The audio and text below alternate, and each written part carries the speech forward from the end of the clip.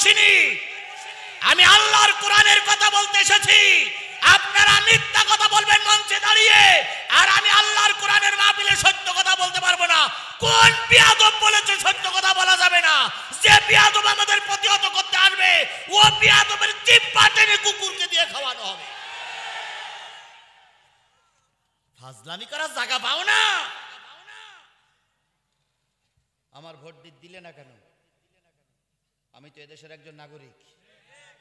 এটা নাকি গণতান্ত্রিক বাংলাদেশ, তাহলে গণতান্ত্রিক বাংলাদেশ হলে জনগণের অধিকার বেশি থাকবে। এখন জনগণের মাথার উপরে তোমরা আঙুল ছোড়াও, ছটি ছোড়াও, আর আমরা কিছু বলতে পারি না। এ ফাজলামি চিরকাল থাকবে না।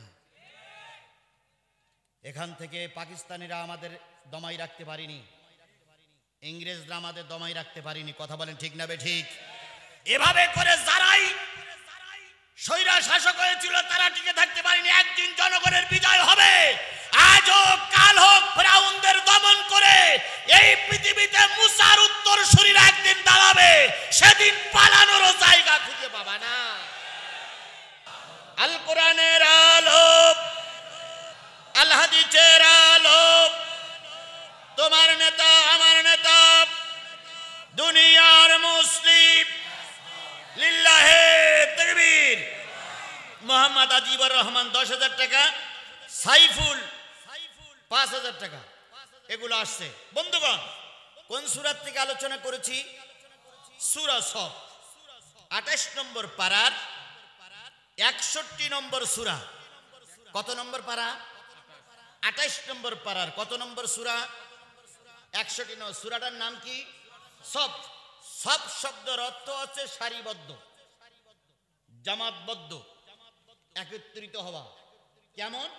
কাআন্নাহুম বুনিয়ানুম মারসুস, সীসা ঢালা পাহাড়ের মতন। জামাতবদ্ধ হওয়া, একত্রিত হওয়া। যদি জামাতবদ্ধ একত্রিত হয়ে কাজ করো, সে কাজের ভিতরে কোনো রকম বিপর্যয় আসে না, সে কাজে আল্লাহ পাক বিজয় দান করে।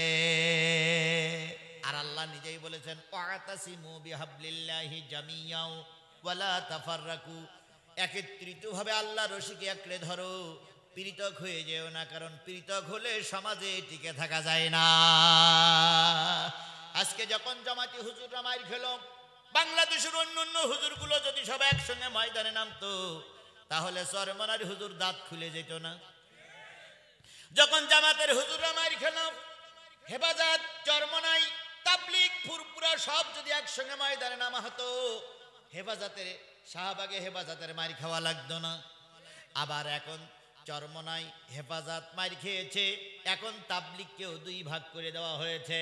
এখনো যারা আছো, যদি এখনো সময় না হয়, এখনো যদি ঐক্যবদ্ধ না হও, ওরা আমাদেরকে তিলে তিলে শেষ করে ফেলবে।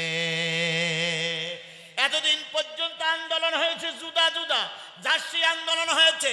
এখন মাইর খেতে খেতে বুঝেছো একত্রিত হওয়া ছাড়া কোনো বিকল্প রাস্তা নাই। তার আগেই ওরা ময়দানের কাজ ফয়সালা করেছে। কথা বলেন ঠিক না বেঠিক? যদি প্রথম থেকে একত্রিত হয়ে যেত মুসলমান, বাংলার মুসলমান, আজকে মুসলমানদের মাইরি খাওয়া লাগতো না। গোলাপ ফুলির মতন লোক, গোলাপ ফুলির মতন লোক কোন হুজুর? এই গোলাপ ফুল মার্কা কোন হুজুর? জাকের পার্টি। জাকের পার্টি বুঝেছে যে আমরাও নেই, তাহলে নামতে নামতে নামতে নামতে ফেরাই সব নেমেছে, কিন্তু মুনাফিকরা নামে না। যে মুনাফিকরা 26টা আসন নিয়ে এখন সন্তুষ্টি অর্জন করেছে, এই মুনাফিকরা 2 ঘন্টা আগে বলেছিল আমরা ভিক্ষা করে কারোর সঙ্গে দল করব না। আবার এরা এই ভিক্ষার ঝুলি নিয়েই ঘুরে বেড়াচ্ছে। এরা মুনাফিক, মুনাফিক, মুনাফিক।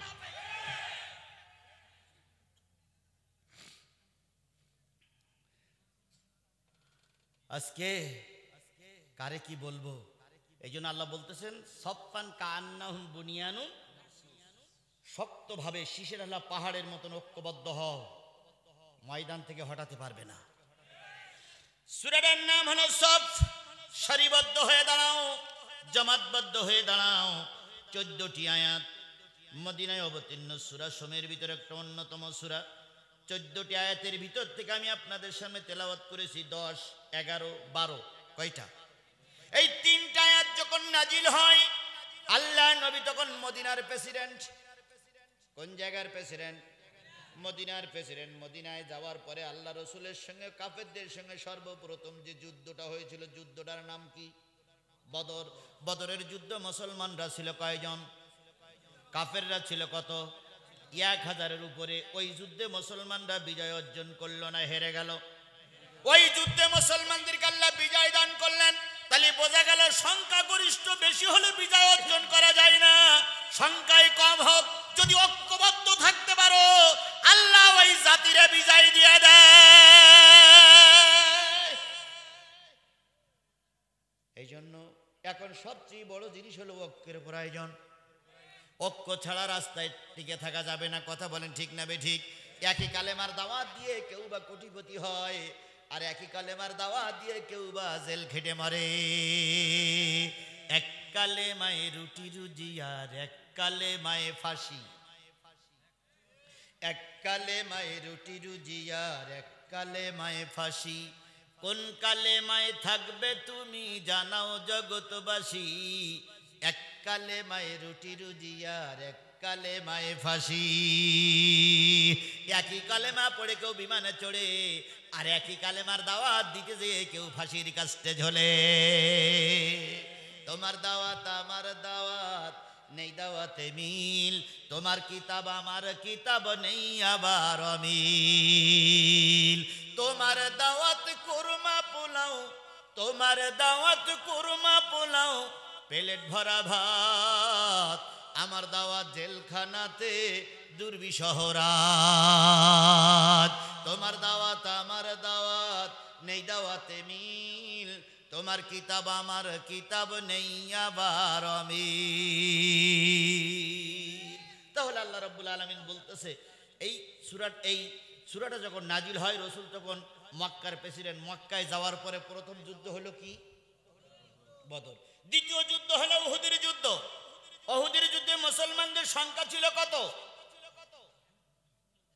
উহুদের যুদ্ধে মুসলমানদের সংখ্যা ছিল কত? 1000। কাফেরদের সংখ্যা কত? 3000। এই 1000 মুসলমানদের ভিতর থেকে 300 মুসলমান নিয়ে এক মৌলবী কেটে পড়েছিল। নামটা কি? এর মাথায় টুপি থাকতো না? থাকতো না? এর মুখে কি দাড়ি ছিল? এর গায়ে কি পাঞ্জাবি ছিল? একই নবীজির পিছনে নামাজ পড়েনি, কিন্তু এই মুনাফিক কয়শো লোক নিয়ে কেটে বলল? 300 লোক নিয়ে কেটে বলল। আজও ওই মুনাফিকের রক্তে জন্মে কিছু মুনাফিক আমার দেশে আছে। এরা সময় আসলেই মুনাফিকি করে কেটে পড়ে। সারা জীবন বিএনপির ঘরে লালিত পালিত হলো, বিএনপির দলদারি করলো। ঠিক নির্বাচনের আগে হাটের কুরবানি গরুর মতন বিক্রি হয়ে গেল।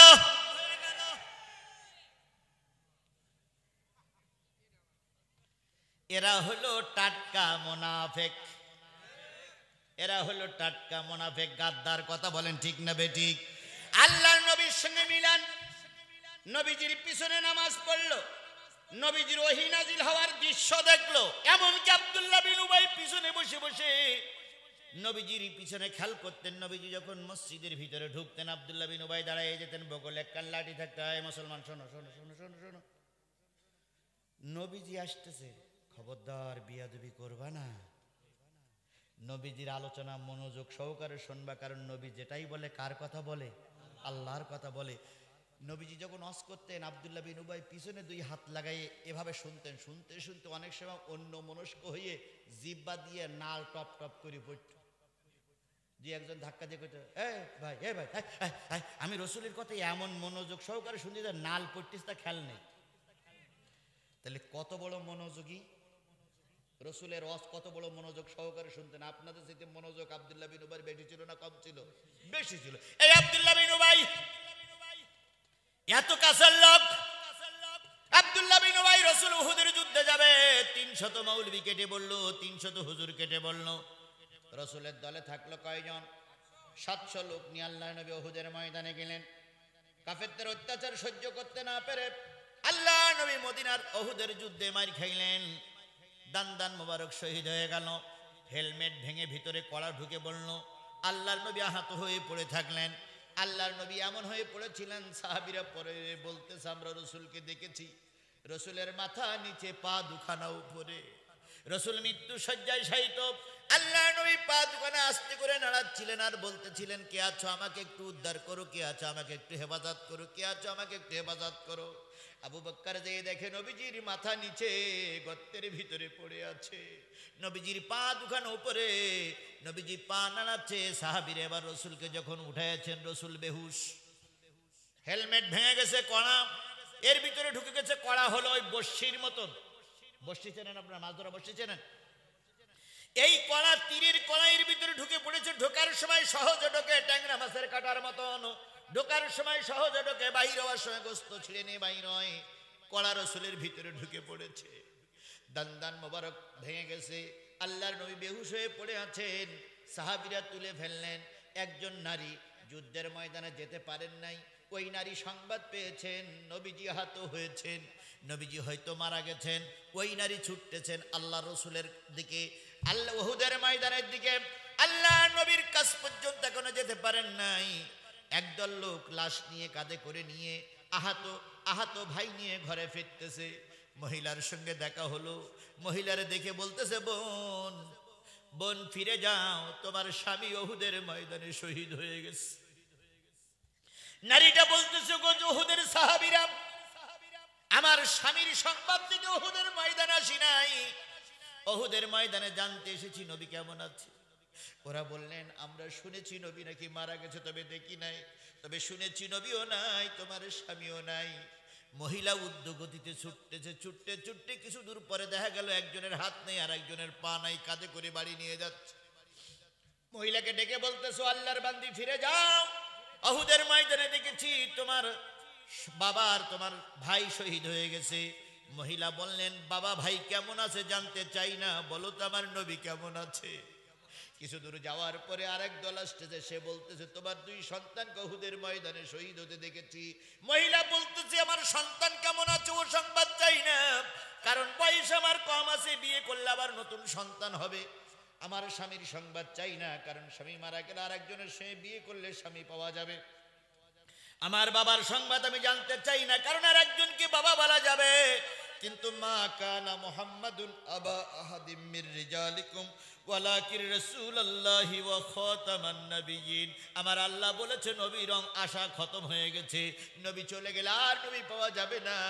বলো তো আমার নবী জানাবে মুহাম্মদ রাসূলুল্লাহ কেমন আছে। আল্লাহ নবীর সাহাবীরা বলেন, বলতে পারি না। মহিলা উদ্যোগতিতে দ্রুত গতিতে ছুটতে শুরু করলেন। যেই দেখে উহুদের পাদদেশে একদল মানুষ কান্নাকাটি করছে, রসুলকে ঘিরে রেখেছে, রসুলের কড়া বের করেছে, কিন্তু রক্ত বন্ধ হচ্ছে না। রসুল বেহুশ হয়ে পড়ে আছে। নারী রসুলের সামনে যেয়ে দাঁড়ালেন। আবু বকর বলতেছে, ইয়া রাসূলুল্লাহ, একটু চোখটা মেলে দেখেন, এই যে নারীটা দাঁড়ায় আছে, এর স্বামী শহীদ হয়ে গেছে, বাবা শহীদ হয়ে গেছে, সন্তান শহীদ হয়ে গেছে, ভাই শহীদ হয়ে গেছে। নবীজি চোখ মেলে মহিলার দিকে তাকাই বলতেছে, বোন আমি দুঃখিত, তোমার স্বামীকে আমরা বাঁচাইতে পারি নাই, তোমার ভাইকে বাঁচাইতে পারি নাই, বাবাকে বাঁচাইতে পারি নাই। মহিলা তখন কেঁদে কেঁদে বলতেছে, ইয়া রাসূলুল্লাহ, স্বামী মারা গেছে দুঃখ নাই, বাবা মারা গেছে দুঃখ নাই, ভাই মারা গেছে দুঃখ নাই, ছেলে মারা গেছে একটুও ব্যথা পাইনি, আপনি নবী বেঁচে আছেন, এটাই আমার জীবনের সবচেয়ে বড় সান্ত্বনা। আমার ভাইরা, এই সেই উহুদের যুদ্ধ। উহুদের যুদ্ধ থেকে, উহুদের যুদ্ধে মুসলমানদের সংখ্যা মারা গেছিল কতজন? 70 জন। তার ভিতরে মর্মান্তিক একটা মৃত্যু হয়েছিল, আমির হামজার মৃত্যু। আমির হামজা শুধু শহীদ হই নাই, আমির হামজার বুকটা চিরে ওরা কলেজা বের করেছিল। আমির হামজার পুরুষাঙ্গ কেটে নিয়েছিল, আমির হামজার চোখ তুলে নাক কেটে, নাক ফেটে, জিব্বা কেটে ওরা মালা বানিয়ে গলায় পরিয়ে ওরা আনন্দ করেছিল। এই সেই আমির হামজা যার নিয়ে তারা নাচানাচি করেছিল, ওই আমির হামজা উহুদের ময়দানে মারা গিয়েছিলেন, শহীদ হয়েছিলেন। আল্লাহর নবী যখন উহুদের ময়দান থেকে ফিরে আসলেন, রসুলের হেলমেট ভেঙে গেছে, দাঁত শহীদ হয়ে গেছে। 2-3 দিন পরে উহুদের যুদ্ধে ওহুদের যুদ্ধের থেকে ফিরে আসা সাহাবীরা মসজিদে নামাজ পড়তে এসেছে, জোহরের নামাজ পড়ে কেউ বাড়ি গেছে, এখনো কেউ বাড়ি যায় না। আয়াত কয়টার নাজিলের প্রেক্ষাপট বলতেছে, এখনো পর্যন্ত কেউ বাড়ি যায় নাই, কেউ বা মসজিদে বসে আছে, কেউ বাড়ি গেছে। এমন সময় মসজিদে আলোচনা হচ্ছে এমন কি আমল আছে যে আমলটা করতে খুব কষ্ট কম কিন্তু পুরস্কার বেশি। এমন কি আমল আছে যে আমলটা করলে সরাসরি আল্লাহর জান্নাতে যাওয়া যাবে, কেউ প্রতিবন্ধকতা সৃষ্টি করবে না। এই আমলটার কথা আমরা নবীর কাছে জিজ্ঞেস করব, কিন্তু নবীর কাছে প্রশ্ন কে করবে? আবু বকর প্রশ্ন করে, আবু বকর বললেন না নবী এখন আহত। ওমর জিজ্ঞেস করো, ওমর বললেন না নবী আহত। আলী জিজ্ঞেস করো, আলী বললেন না আমার ক্ষত লাগে নাই, কিন্তু নবীর হেলমেট ভেঙে গেছে, দান মুবারক শহীদ হয়ে গেছে। নবীর চেহারার দিকে তাকাইলে আমার প্রাণে পানি থাকে না, আমি আর রাসূলকে জিজ্ঞেস করতে পারবো না। এমত অবস্থায় নবীজি ঘরের থেকে বেরিয়ে এসে বলেন, ও আমার সাহাবীরা, তোমরা যা আলোচনা করতেছিলে এই আলোচনাগুলো আরশে আজিমে পৌঁছায় গেছে। আল্লাহ তোমাদের আলোচনা মদিনার মসজিদে বসে শুনেছেন। আল্লাহ পাক 3টি আয়াত নাজিল করে দিয়ে বলেছেন, এই 3টি আমল যদি কোনো ব্যক্তি করতে পারে সে কখনো জাহান্নামে যাবে না। সাহাবীরা বলেন, ইয়া রাসূলুল্লাহ সেই আয়াতগুলো আপনি পড়ুন। আল্লাহ নবী বলেন, ইয়া আইয়ুহাল্লাযীনা আমানু, ওহে ঈমানদারেরা, তোমরা মসজিদে বসে আলোচনা করতেছে, তোমরা মসজিদে বসে আলোচনা করতেছো, কাজ করব অল্প পুরস্কার নেব, কাজ করব অল্প পুরস্কার নেব। অল্প কাজ করে জান্নাতে যাওয়া যাবে এমন কি আমল আছে আমি আল্লাহ শুনেছি, তাই তোমাদের বলতেছি, হালাদুল্লুকুম আলা তিজারাতিন তুনজিকুম মিন আযাবিন আলীম। এমন একটা কাজের কথা, ব্যবসার কথা কি বলে দেব না, যেই ব্যবসা করলে তোমরা কেউ জাহান্নামে যাবা না। তাহলে জাহান্নামে যদি না যাই তাহলে কোথায় যাবে? জান্নাতে যাবে। তার 1 নম্বর কথা হচ্ছে তুমিনুনা বিল্লাহ, আল্লাহর পরে ঈমান আনো, আল্লাহর পরে ঈমান আনো, আল্লাহর পরে ঈমান আনো, ওয়া রাসূলিহি, রাসূলের পরে ঈমান আনো, তুজাহিদুনা ফি সাবিলিল্লাহ, যতদিন এই পৃথিবীতে ইসলাম কায়েম না হয় ততদিন আল্লাহর পথে তোমরা সংগ্রাম করতে থাকো। কাজ কয়টা? খুব সহজ। একটা হচ্ছে আল্লাহর পরে কি করা, 2 নম্বর রাসূলের পরে ঈমান আনা, 3 নম্বর জিহাদ ফি সাবিলিল্লাহর কাজ করা। আচ্ছা এখানে বলুন তো, আমরা যারা আছি আমাদের আল্লাহর পরে ঈমান আছে না নাই? কম বেশি ঈমান আছে না? ঈমান মানে কি? বিশ্বাস করা। বিশ্বাস, ঈমান শুধু বিশ্বাস না, ঈমান মানে ভক্তি করা, ঈমান মানে বিশ্বাস করা, ঈমান মানে ভালোবাসা, ঈমান মানে আনুগত্য করা, ঈমান মানে নেতৃত্ব মেনে চলা, ঈমান মানে আল্লাহর রাস্তায় থাকা, ঈমান মানে ইয়াকিন সহকারে বিশ্বাস করা। ঈমানের অনেকগুলো অর্থ। তাহলে 1 নম্বর হলো বিশ্বাস করা কার উপরে? আল্লাহর পরে বিশ্বাস করলেই বিপদ আসবে। ঈমানদার যারা তাদের পরীক্ষা বেশি না কম?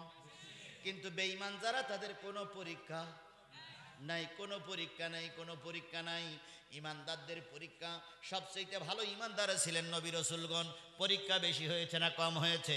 বেশি হয়েছে। তারপরে ছিল সাহাবীরা, তাদের বেশি হয়েছে। তারপরে তাবে তাদের বেশি হয়েছে। আইম্মায়ে মুজতাহিদিন তাদেরও বেশি হয়েছে। খোলাফায়ে রাশিদিন তাদেরও বেশি হয়েছে। আমরা যত ঈমানদার পরীক্ষা তত বেশি দেওয়া লাগবে। কিন্তু এখন আর তো পরীক্ষাই হয় না, ছেলে মেয়েরা অটো পাস, আমরাও ঈমানদার অটো পাস। এ সরকারও অটোপাস, ছেলে মেয়েও অটোপাস। আমি কোরআন শরীফ শুয়ে বলতেছি, আমার চেয়ারম্যান পাশে বসে আছে, ওসি সাহেব যদি থাকেন দয়া করে আমার এই কথাটা অন্তত শুনুন, আর কিছু শোনেন আর না শোনেন। আমি 2014 সালে ভোট দিতে পারিনি, কোরআন শরীফ শুয়ে বলতেছি। 18 সালে ভোট দিতে গেলাম, তামারে মেরি ধরে বের করে দিছিল। আর এবার 24 সালে যে কি হবে একমাত্র জিবরাইল আমিন ছাড়া আর কেউ জানে না। অটোপাস না, এবার একটা সিদ্ধান্ত শুনতেছি, আগে তো তৈরি হন। ভোট দিতে যদি না যান 12টা পর্যন্ত প্রশাসন দেখবে যে কারা কারা ভোট দিতে আসেনি। শোনেন আমি কি বলি, 12টা পর্যন্ত দেখবে যে কারা কারা ভোট দিতে আসেনি। 12টার পরে ওই ভোট কেন্দ্রে যারা শ্রোতা লেখে ওদের কাছে বলবে কয় % ভোট কাউন্টার হয়েছে, 2% কি 3%। এইবার লিস্টগুলো আমাদের কাছে দাও, এই গ্রামে কারা কারা ভোট দিতে আসেনি তা তো তাদের বাড়ি যাবে। যেয়ে লাঠি ঘুরবার কায় ভোট দিতে হাট, হয় নৌকায় দিবি, আর নাই টেরাকে মারবি, আর না হয় ওই ইগল পাখি দিয়ে মারবি, আর না হয় নাঙ্গলে মারবি, মারতেই হবে, জোর করে নেবে। এবার এই পরিকল্পনায় হচ্ছে, হয় আপনি দেবেন না আপনি প্রতিহত করবেন। কিন্তু এনারা দেখেন কি কায়দা করে আইন তৈরি করেছে, আজকের থেকে কোনো সমাবেশ করা যাবে না। কি মামুর বাড়ির আবদার, মামুর বাড়ির আবদার, তোমরা মিছিল করবা, মিটিং করবা, তোমরা জনসমাবেশ করবা, হই হুল্লোড় করবা, আর আমরা কিছুই করতে পারবো না। শনিবার চিরকাল থাকবে না, শনিবার চিরকাল থাকবে না। আজকে শনিবার আছে, আগামী কালকে শনিবার নাও থাকতে পারে। আজকে তোমার গদি আছে, কালকে গদি নাও থাকতে পারে। যে আইন তৈরি করতেছো ওই আইনেই তোমাকে ডুবে মরতে হবে।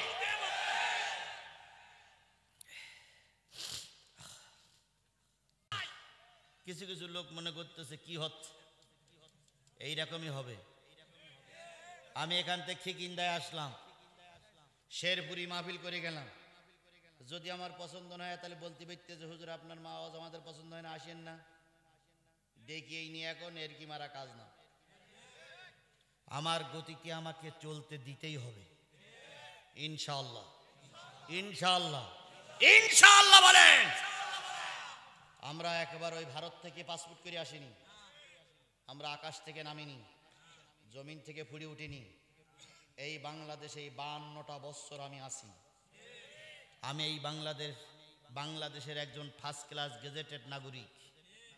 আমি ওই 2 পাস করা মৌলবী না, আল্লাহ অহংকার মাফ করুন। আমি ওই রাতের অন্ধকারে ভোট চুরি করে ক্ষমতায় বসিনি। আমি আল্লাহর কোরআনের কথা বলতে এসেছি। আপনারা মিথ্যা কথা বলবেন মঞ্চে দাঁড়িয়ে, আর আমি আল্লাহর কোরআনের মাহফিলে সত্য কথা বলতে পারবো না। কোন বিয়াদব বলেছে সত্য কথা বলা যাবে না? যে বিয়াদব আমাদের প্রতিহত করতে আসবে ও বিয়াদবের জিহ্বা টেনে কুকুরকে দিয়ে খাওয়ানো হবে। ফাজলামি করার জায়গা পাও না। আমার ভোট দিলে না কেন? আমি তো এদেশের একজন নাগরিক। এটা নাকি গণতান্ত্রিক বাংলাদেশ, তাহলে গণতান্ত্রিক বাংলাদেশ হলে জনগণের অধিকার বেশি থাকবে। এখন জনগণের মাথার উপরে তোমরা আঙুল ছোড়াও, ছটি ছোড়াও, আর আমরা কিছু বলতে পারি না। এ ফাজলামি চিরকাল থাকবে না। এখান থেকে পাকিস্তানিরা আমাদের দমাই রাখতে পারিনি, ইংরেজরা আমাদের দমাই রাখতে পারিনি। কথা বলেন ঠিক না বেঠিক?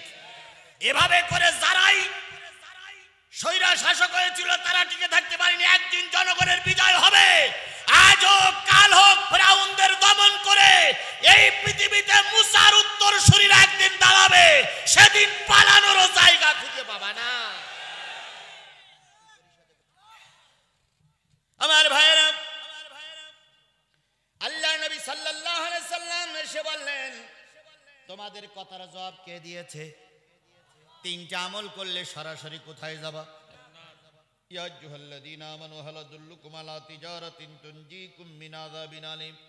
এমন একটা ব্যবসার কথা, আমলের কথা বলবো যে ব্যবসা করলে তোমরা কেউ দোজখে যাবে না। কোথায় যাবা? তার ভিতরে প্রথম সত্য হচ্ছে কার পরে ঈমান আনো? আল্লাহর পরে ঈমান এনেছিলেন সাহাবীরা ঘর ছেড়েছেন, বাড়ি ছেড়েছেন, জায়গা ছেড়েছেন, জমি ছেড়েছেন, বউ ছেড়েছেন, চাকরি ছেড়েছেন, ব্যবসা ছেড়েছেন, তবু ঈমান ছাড়েন নাই। হযরত সোহেব রুমি নবীজি মদিনায় হিজরত করে গেলেন। মক্কায় সোহেব রুমি কাফেরদের অত্যাচার সহ্য করতে না পেরে তিনি হিজরত করার পরিকল্পনা নিলেন। কিন্তু কাফেরদের অত্যাচার এত বেশি, তিনি কোনো অবস্থায় যেতে পারছেন না। রাতের অন্ধকারে তিনি চললেন মদিনার উদ্দেশ্যে। প্রতিমধ্যে কাফেরেরা ঠিক পাইল জিহাদি পালাই চলে যাচ্ছে।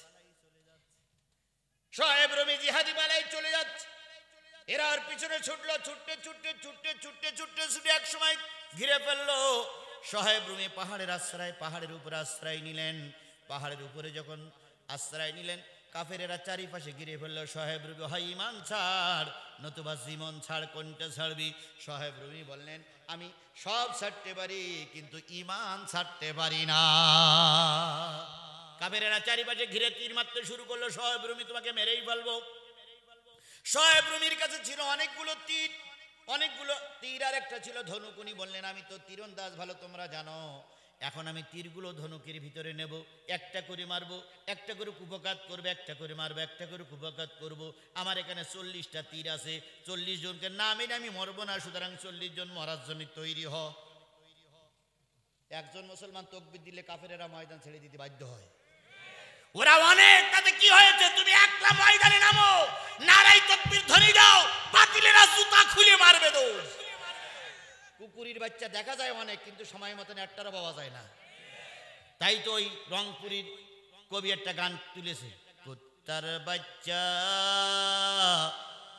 ফুটফুটে সুন্দর, কুত্তার বাচ্চা ফুটফুটে সুন্দর, যদি তার করো গো আদর মন খুলে, আসবে ছুটে তোমার কাছে পথ ভুলে। ওই কুত্তার বাচ্চা, কে শোনেননি আপনারা? কুত্তার বাচ্চা দেখা যায় মেলা, কিন্তু টেকে না। কথা বলেন ঠিক না ঠিক? কুত্তার বাচ্চা ময়দানে অনেকগুলো দেখা যায়, কিন্তু তাকবীর ধ্বনি দিলে একটারও খুঁজে পাওয়া যায় না। আচ্ছা, কুকুরের বাচ্চা হওয়ার মৌসুম চলতেছে না এখন? এদিকে মৌসুম, ওদিকে মৌসুম। এখন কুকুরের বাচ্চার মৌসুম চলতেছে। আচ্ছা বলুন তো, এক কুকুরের কটা বাচ্চা হয়? 5টা, 1 হালি 2 হালি, 5টা 10টা 8টা 9টা করে বাচ্চা আছে। ওই সব বাচ্চা যদি বাঁচতো, তাহলে সামনের বছর আর এই এলাকা আমরা থাকতে পারতাম? শুধু কুত্তা কুত্তা হয়ে যেত না? কিন্তু দেখা গেল যে কুত্তার বাচ্চা ঠিক মতি মতি মতি মতি মতি মতি মতি মতি, এটা গাড়ির পিছনে যায়, ওটা পুকুরি পড়ি মরে, ওটা সাইকেলের তলায় পড়ি মরে, ওটা বাড়ি খেয়ে মরে, ওটা ভাত চুরি করতে যেয়ে মরে, ওটা এক কুকুর আর এক কুকুর কামড়া কামড়ি করতে গিয়ে মরে। শেষ পর্যন্ত দেখা গেল যে বুড়ো আর যে বুড়ি সেই দুটোই আছে।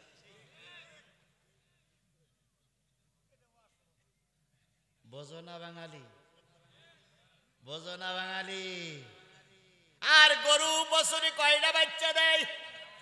একটা বাচ্চা দেয় কুরবানির আগে। সভাপতি সাহেব, ইমাম সাহেবের হাত কেনা ধরি কয়, হুজুর 1 বছর যে পরিমাণ গরু আমরা খাইলাম, এবার আর গরু জবাই করার মতন কুরবানির গোশত পাওয়া যাবে না, কুরবানির গরু পাওয়া যাবে না। ইমাম সাহেব কয়, হাজী সাহেব চিন্তা করেন না, সময় মতন ঠিকই হাটে গেলে গরু পাওয়া যাবে। এবার কুরবানির 2-3 হাট আগে হাজী সাহেব ইমাম সাহেবের নিয়ে গেছে মোটর সাইকেলে, যেয়ে দেখে হাটে শুধু গরু আর গরু, মানুষ দেখা যায় না। এবার হাজী সাহেব ইমাম সাহেবের কয়, হুজুর এত গরু আসলো কোথার থেকে? ইমাম সাহেব মিসকে হাসি দিয়ে বলে, গরু হালাল প্রাণী, আল্লাহ বাগতে বরকত দেয়, আর কুকুর হারাম প্রাণী, যতই ময়দানে দেখা যাক সময় মতন একটারও পাওয়া যায় না। ওরে তুমি আর আমি হালাল পার্টি, তুমি আর আমি কোরআনের পক্ষের লোক, তুমি আর আমি ইসলামী আন্দোলনের লোক, ময়দানে তোমার আমার দেখা যাবে, কুত্তা মার্কা মাটিরে দেখা যাবে না। আজকে আছে, কালকে খুঁজে পাওয়া যাবে না।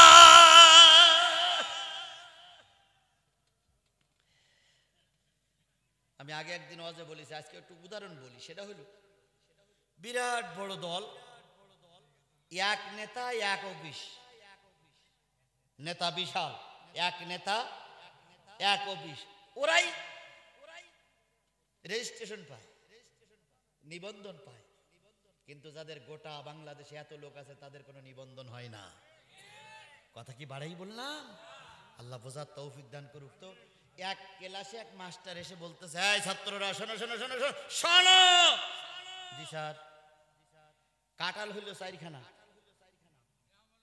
গ্রাম হইল 17টি, প্রত্যেক গ্রামে 1 কান করে ভাগ করে দিতে হবে, প্রতিটা গ্রামে 1 কান করে কাঁঠাল যেন পায়। কাঁঠাল কখানা? আর গ্রাম প্রত্যেক গ্রামে কখান করে দিতে হবে?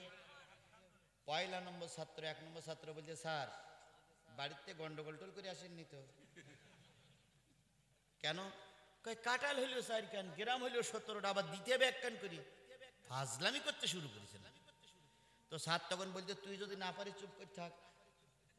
দ্বিতীয় ছাত্র দেখি, দ্বিতীয় ছাত্র একই কথা, তৃতীয় ছাত্র, চতুর্থ ছাত্র পাইতেছে না। শেষে এক ছাত্র আছে ফটকা, লেখাপড়া খুব একটা ভালো না।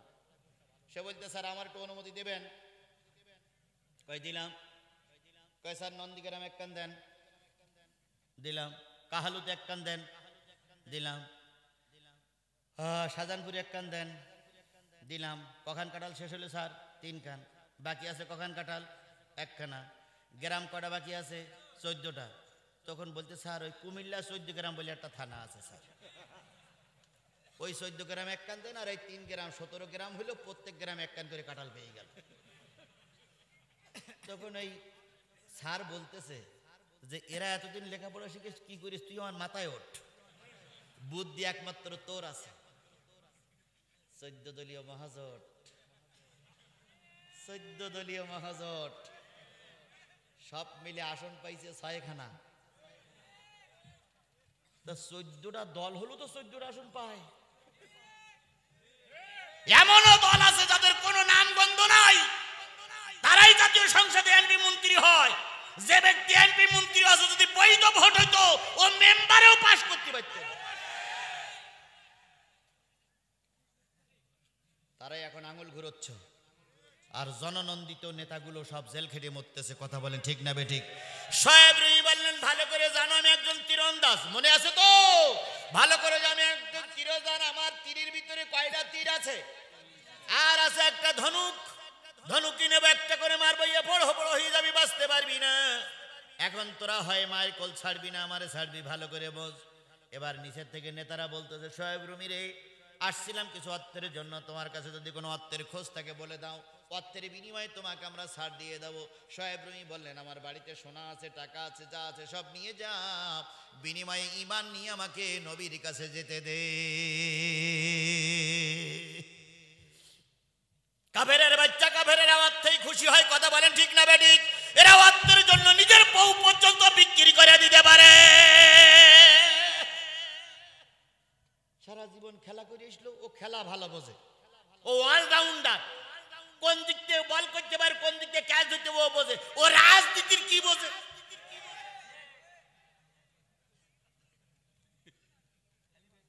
আর একজন আসে সিনেমার জগতের নায়ক, কি জানো নাম? ফেরদাউস।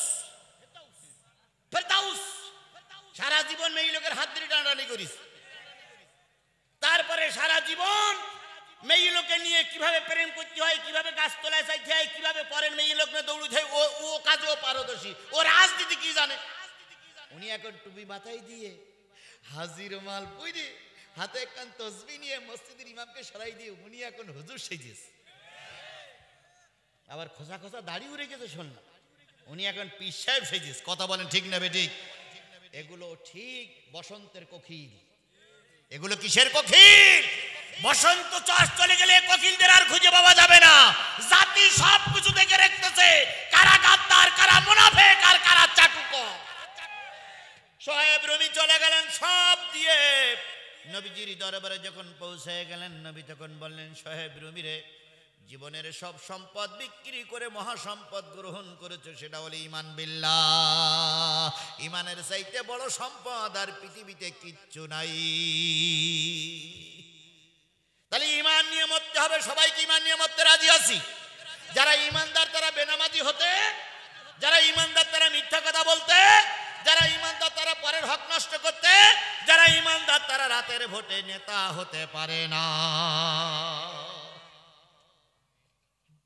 আল্লাহ রসুল বলেছেন, লা ঈমানা ইল্লামা আমানাত লাহু। ওই ব্যক্তির ঈমান নাই যার কি নাই? ভোট দেওয়া একটা পবিত্র আমানত। এই আমানত যিনি খেয়ানত করতেছেন তার ঈমান নাই, ঈমান নাই, ঈমান নাই। আপনার অধিকার ছিল একটা ভোট দেওয়ার, আপনি 70টা দিলেন কেন? আপনি 69 জনের আমানতের খেয়ানত করেছেন। আর আমরা 69 জন কিয়ামতের দিন বলবো, আল্লাহ এই সেই বড় বেঈমান, এই সেই বড় বেঈমান, 69টা বেশি মেরেছে, আল্লাহ এর বিচার করো। আর আল্লাহ বলেছে, আমার হক নষ্ট করলে আমি মাফ করবো, বান্দার হক নষ্ট করলে বান্দা না মাফ করলে আমি মাফ করবো না, করবো না, করবো না। কথা কি ঠিক? এবার আসুন 2 নম্বর পয়েন্টে যাই। ঈমান আনার পরে রসুলের পরে ঈমান আনতে হবে। রসুলের পরে একজন ঈমান এনেছিলেন, তিনি নামাজ পড়তে পারেন নাই, কিন্তু আল্লাহর জান্নাতি। ঈমান এনেছিলেন একজন ব্যক্তি, অনেকগুলো ব্যক্তির ভিতরে একজন ব্যক্তি ঈমান এনেছিলেন, তিনি ঈমান আনার পরে নামাজ পড়তে পারেন নাই, কিন্তু তিনি জান্নাতি। তার নাম হচ্ছে আমর বিন সাবেত। কি নাম? পৃথিবীতে কোন বেনামাজি জান্নাতে যাবে না একজন ছাড়া। কোন বেনামাজি জান্নাতে যাবে না, একজন বেনামাজি জান্নাতে যাবে। সেই লোকটির নাম কি? আমর। আমর, ওমর না কিন্তু। কি নাম? আমর। ইমাম বুখারী যখন বুখারী শরীফ পড়াচ্ছিলেন, সবক দিচ্ছিলেন, ছাত্ররা যখন সবক শুনতেছিলেন, ইমাম বুখারী বললেন, কোন মানুষ জান্নাতে যাবে না নামাজ ছাড়া, কিন্তু একজন ব্যক্তি নামাজ ছাড়া জান্নাতে যাবে। আল্লাহ রসুল, আল্লাহর কোরআন বললেন, আল্লাহর কোরআন বললেন কোনো বেনামাজি জান্নাতে যাবে না, আর নামাজিরা জান্নাতে যাবে, বেনামাজি জান্নাতে যাবে না। একজন বেনামাজি জান্নাতে যাবে। সাহাবীরা বললেন, সতীরা বললেন, ও ইমাম বুখারী, কোরআনের বিরুদ্ধে কথা বললে আমরা কিন্তু মেনে নেব না, আপনি নামটা বলুন। উনি বললেন নামটা হলো আমর বিন সাবেদ। এই আমর বিন সাবেদ ছিলেন মদিনার একজন যুবক। কোথায় বাড়ি? আল্লাহ নবী কোন যুদ্ধে মার খেলেন? এই আয়াত নাজিল হলো কোন যুদ্ধের প্রেক্ষাপটে? উহুদের যুদ্ধের প্রেক্ষাপটে। আল্লাহ নবী যখন জানতে পারলেন 300 মুজাহিদ, 300 মুসলমান নিয়ে আব্দুল্লাহ বিন উবাই টুপিওয়ালা কেটে পড়েছে, নবীজির মনটা খারাপ হয়ে গেল। এখন কার কাছে দাওয়াতি কাজ করব? কি আমার পক্ষে আসবে? ময়দানে কে লড়াই করবে? একজন সাহাবী বলেন, ইয়া রাসূলুল্লাহ, মদিনার থেকে প্রায় 10 মাইল দূরে একজন যুবক আছে, নাম তার আমর বিন সাবেদ। এই যুবক এত শক্তিশালী, এই যুবক এত পাওয়ারওয়ালা, এই যুবক যে পথ দিয়ে যায় সেদিকে বিজয় অর্জন করে। দীর্ঘদিন মানুষ লড়াই করে যখন জয় অর্জন করতে পারে না, আমর বিন সাবেদ ভাড়ায় চলে যায়। ইনি হচ্ছেন ভাড়াটিয়া গুন্ডা। এই ভাড়াটিয়া গুন্ডা যখন যেখানে যায় তখন আল্লাহ পাকের ইচ্ছায়, নিজেদের ইচ্ছায় তারা বিজয় অর্জন করে। নবীজি বললেন আমি তার কাছে দাওয়াতি কাজ করতে যাব। আল্লাহর নবী আমরের বাড়িতে চলে গেলেন। আমরের বাড়ি খুঁজে খুঁজে খুঁজে খুঁজে আমরের বাড়ি পেয়ে গেলেন। যেয়ে দেখে আমরের বাড়িতে একজন বুড়ি মানুষ বসে আছে। নবীজি বাইরের থেকে সালাম দিলেন, আসসালামু আলাইকুম আহলাল বাইত। আমি কিন্তু বুখারীর হাদিস বলতেছি, আসসালামু আলাইকুম আহলাল বাইত। পিছন দিক থেকে সালামের সামনে বসে পিছন দিক থেকে উত্তর আসছে, ওয়ালাইকুম আসসালাম। কে? আনা মোহাম্মদ ইবনে আব্দুল্লাহ, আব্দুল্লাহর বেটা মোহাম্মদ। বুড়ি বলতেছে, আমার বাড়ি এসেছো কেন? আমার আমর আজকে ভাড়া খাটতে যাবে না। সারাদিন কোথায় যেন ভাড়া খাটতে গিয়েছিল, সারা রাত, এখন ঘুমোচ্ছে। ডাকাও যাবে না, কন্টাক্টও করা যাবে না, ভাড়ায়ও যাবে না। নবীজি বললেন, বুড়িমা আমর তোমার কি হয়? বুড়ি বললেন, আমর আমার ছেলে, একমাত্র ছেলে। একটু কি কথা বলা যাবে? কয় এখন হবে না, এখন ঘুমাচ্ছে, সারা রাত গুন্ডামি করেছে, এখন কি করতেছে? ঘুমাচ্ছে, এখন ডাকা যাবে না। আল্লাহ নবী সামনে চলে গেলেন। বুড়িমা, বুড়ি তখন নিজের কাজেই ব্যস্ত। কি বলতে চাচ্ছ? বলতেছি ডাকা যাবে না। নবীজি বললেন, বুড়িমা মাথাটা একটু উঁচু করা যাবে কি? বুড়ি মাথা উঁচু করে নবীজির চেহারার দিকে তাকায়, ওই সূর্যের দিকে তাকায় আর নবীজির চেহারার দিকে তাকায়। বুড়ি বিড়ি বিড়ি করে বলে, আমি সূর্যে খুদ দেখেছি, আকাশের চাঁদের ভিতরে খুদ দেখেছি, এই যুবকের ভিতরে তো কোনো খুদ দেখা যায় না। এত সুন্দর চেহারা মানুষের হতে পারে, এত সুন্দর চেহারা মানুষের হতে পারে, এত সুন্দর চেহারা মানুষের হতে পারে। মদিনার যুবতী নারীরা বলেছে, ও দুনিয়ার মানুষ, আমার ঘরে যখন খাবার থাকতো না, ছোট্ট ছোট্ট বাচ্চাগুলো রাসূলের দরবারে পৌঁছাই দিতাম। 2 দিন 3 দিন 4 দিন পর্যন্ত রহমতের নবীর মুখের দিকে, চেহারার দিকে তাকাই থাকতো। বাচ্চাগুলোর পেটে কোনো ক্ষুধা থাকতো না। হযরত আয়েশা বলেছেন, ও দুনিয়ার মানুষ ভালো করে শোনো, আমি রাসূলকে ঘরের ভিতরে ঢুকায়ে কম্বল মুড়ি দিয়ে শোয়াই দিতাম। সারাদিন ক্লান্ত করে রাসূল ঘুমিয়ে পড়তেন। রাসূলের ছেঁড়া কাপড়গুলো আমি সেলাই করতাম রাতের অন্ধকারে, লণ্ঠন জ্বালিয়ে জ্বালিয়ে সুচ দিয়ে দিয়ে সেলাই করতাম। হঠাৎ করে খেয়াল করেছি লণ্ঠনের তেল ফুরিয়ে গেছে, লণ্ঠন নিভে গেছে, হাতের সূচও পড়ে গেছে, নবীজির কাপড় এখনো সেলাই করা হয় নাই। আমি চিন্তা করতাম, এখন রাসূলের কাপড় সেলাই করতে গেলে তো আলোর দরকার, আমার ঘরে তো আলো নাই। আমার মাথায় বুদ্ধি আসতো, নবীজির চেহারা থেকে কাপড়খানা সরাইয়ে দেই। হযরত আয়েশা বলেছেন, দুনিয়ার মানুষ শোনো, আল্লাহ রাসূলের উম্মতেরা শোনো, আল্লাহর বান্দারা শোনো, আমি নবীজির চেহারা থেকে কাপড়খানা সরাইয়ে দিয়েছি। রাসূলের চেহারার কাপড় সরাইয়ে দেওয়ার পরে যে আলো হয়েছে, ওই আলোয় আমি আমার হারানো সুজ খুঁজে পেয়েছি। এই দয়ার নবীরে বুড়ি দেখেছে, এ তো ফেরেশতা, এ তো মানুষ নয়। বাবা নাম কি? মোহাম্মদ ইবনে আব্দুল্লাহ।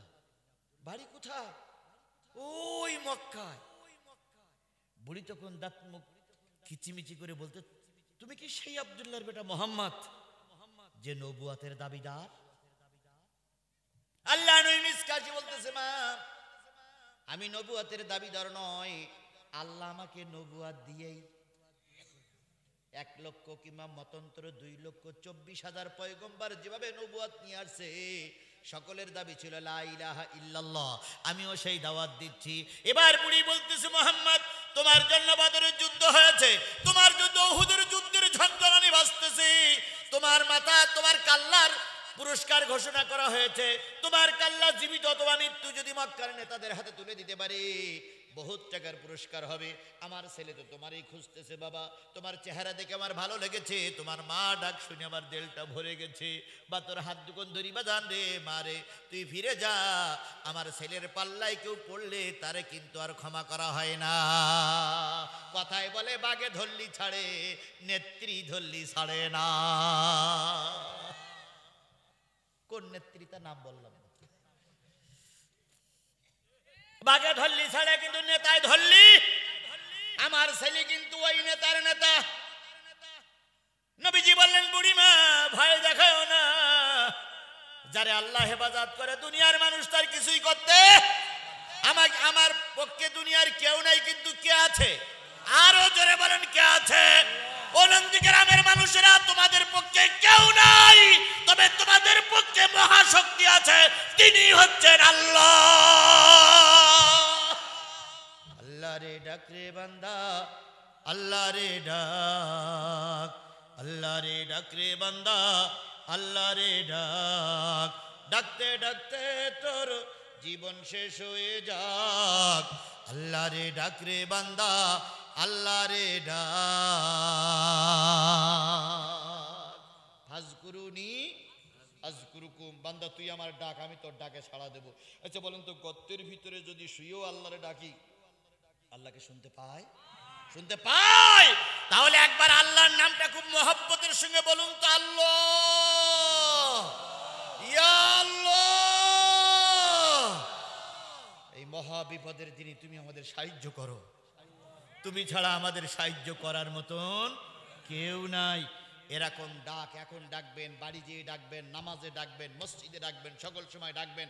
আল্লাহ পাক আশা করি 15 দিনের ভিতরে একটা রেজাল্ট আসবেই ইনশাআল্লাহ। আমার ভাইয়েরা, নবীজি যখন কথা বললেন তখন বুড়ি বললেন যে যতই তুমি ফতোয়া দাও, আমার ছেলে বড্ড শয়তান মার্কা ছেলে, তোমারে বাঁচতে দেবে না, তুমি চলে যাও। নবীজি চলে যাচ্ছে আর বলতেছে, বুড়ি মা নিশ্চয়ই আমার ঘুম থেকে জেগে উঠবে, জেগে ওঠার পরে তোমার কাছে যখন কথা হবে তখন তুমি আমার কথাটা বলে, আমি দাওয়াতে কাজ করতে এসেছিলাম, আমি দাওয়াতে কাজ করতে এসেছিলাম, আমি দাওয়াত দিতে এসেছিলাম, নামটা বলো। এবার বুড়ি বললেন, যাও বাবা আমি বলবো, দেখি সে কি বলে। এবার নবীজি যাওয়ার সময় বলে গেলেন, আগামীকাল সকালবেলা আমি আবারও আসবো, আগামীকাল সকালবেলা আমি আবারও আসবো, এই থানায় আমি আবারও আসবো, যদি আল্লাহ আমার বাঁচাই রাখে। আগামী 17ই ফেব্রুয়ারি 4ঠা ফাল্গুন রোজ শনিবার চাকলমা,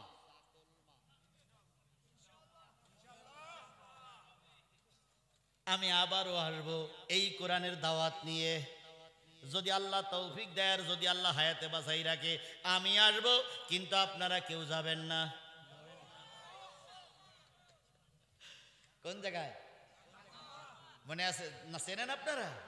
আগামীতে আবার আসবো ইনশাল্লাহ, যদি আল্লাহ তৌফিক দেয়। আমার ভাইয়েরা, বুড়ি বললেন, বাবা চলে যাও, কারণ নবী তুমি মুহাম্মদ, তোমাকে অপমান করলে আমার দিলে খারাপ লাগে। নবীজি চলে যাচ্ছেন, কয়েকদিন পরে উহুদের যুদ্ধে যাবেন। সেই যুদ্ধে কয়জন সাহাবী মারা গেছিলেন? 70 জন। ওই যুদ্ধে যাবে, নবীজির মন খারাপ, নতুন দাওয়াতি কাজ করে কাউকে দাওয়াতি বসে আনা যায় কিনা।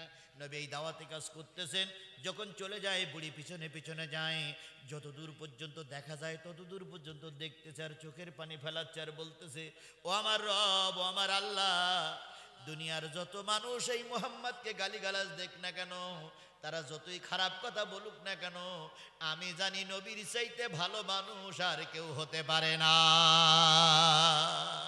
বুড়ি চোখের পানি ফেলাই কাঁদতেছে, আর বলতেছে, এই লোকটার লোক গালিগালাজ দেয়, এই লোকটার লোক তিরস্কার করে, এই লোকটার লোক খারাপ কথা বলে, এই লোকটা তো বেহুদা কথা বলে না, খারাপ কথা বলে না, কোনো বেফাস কথা বলে না, ভালো কথাই তো বলে গেল। নবীজির পথের দিকে চেয়ে বুড়ি কাঁদে।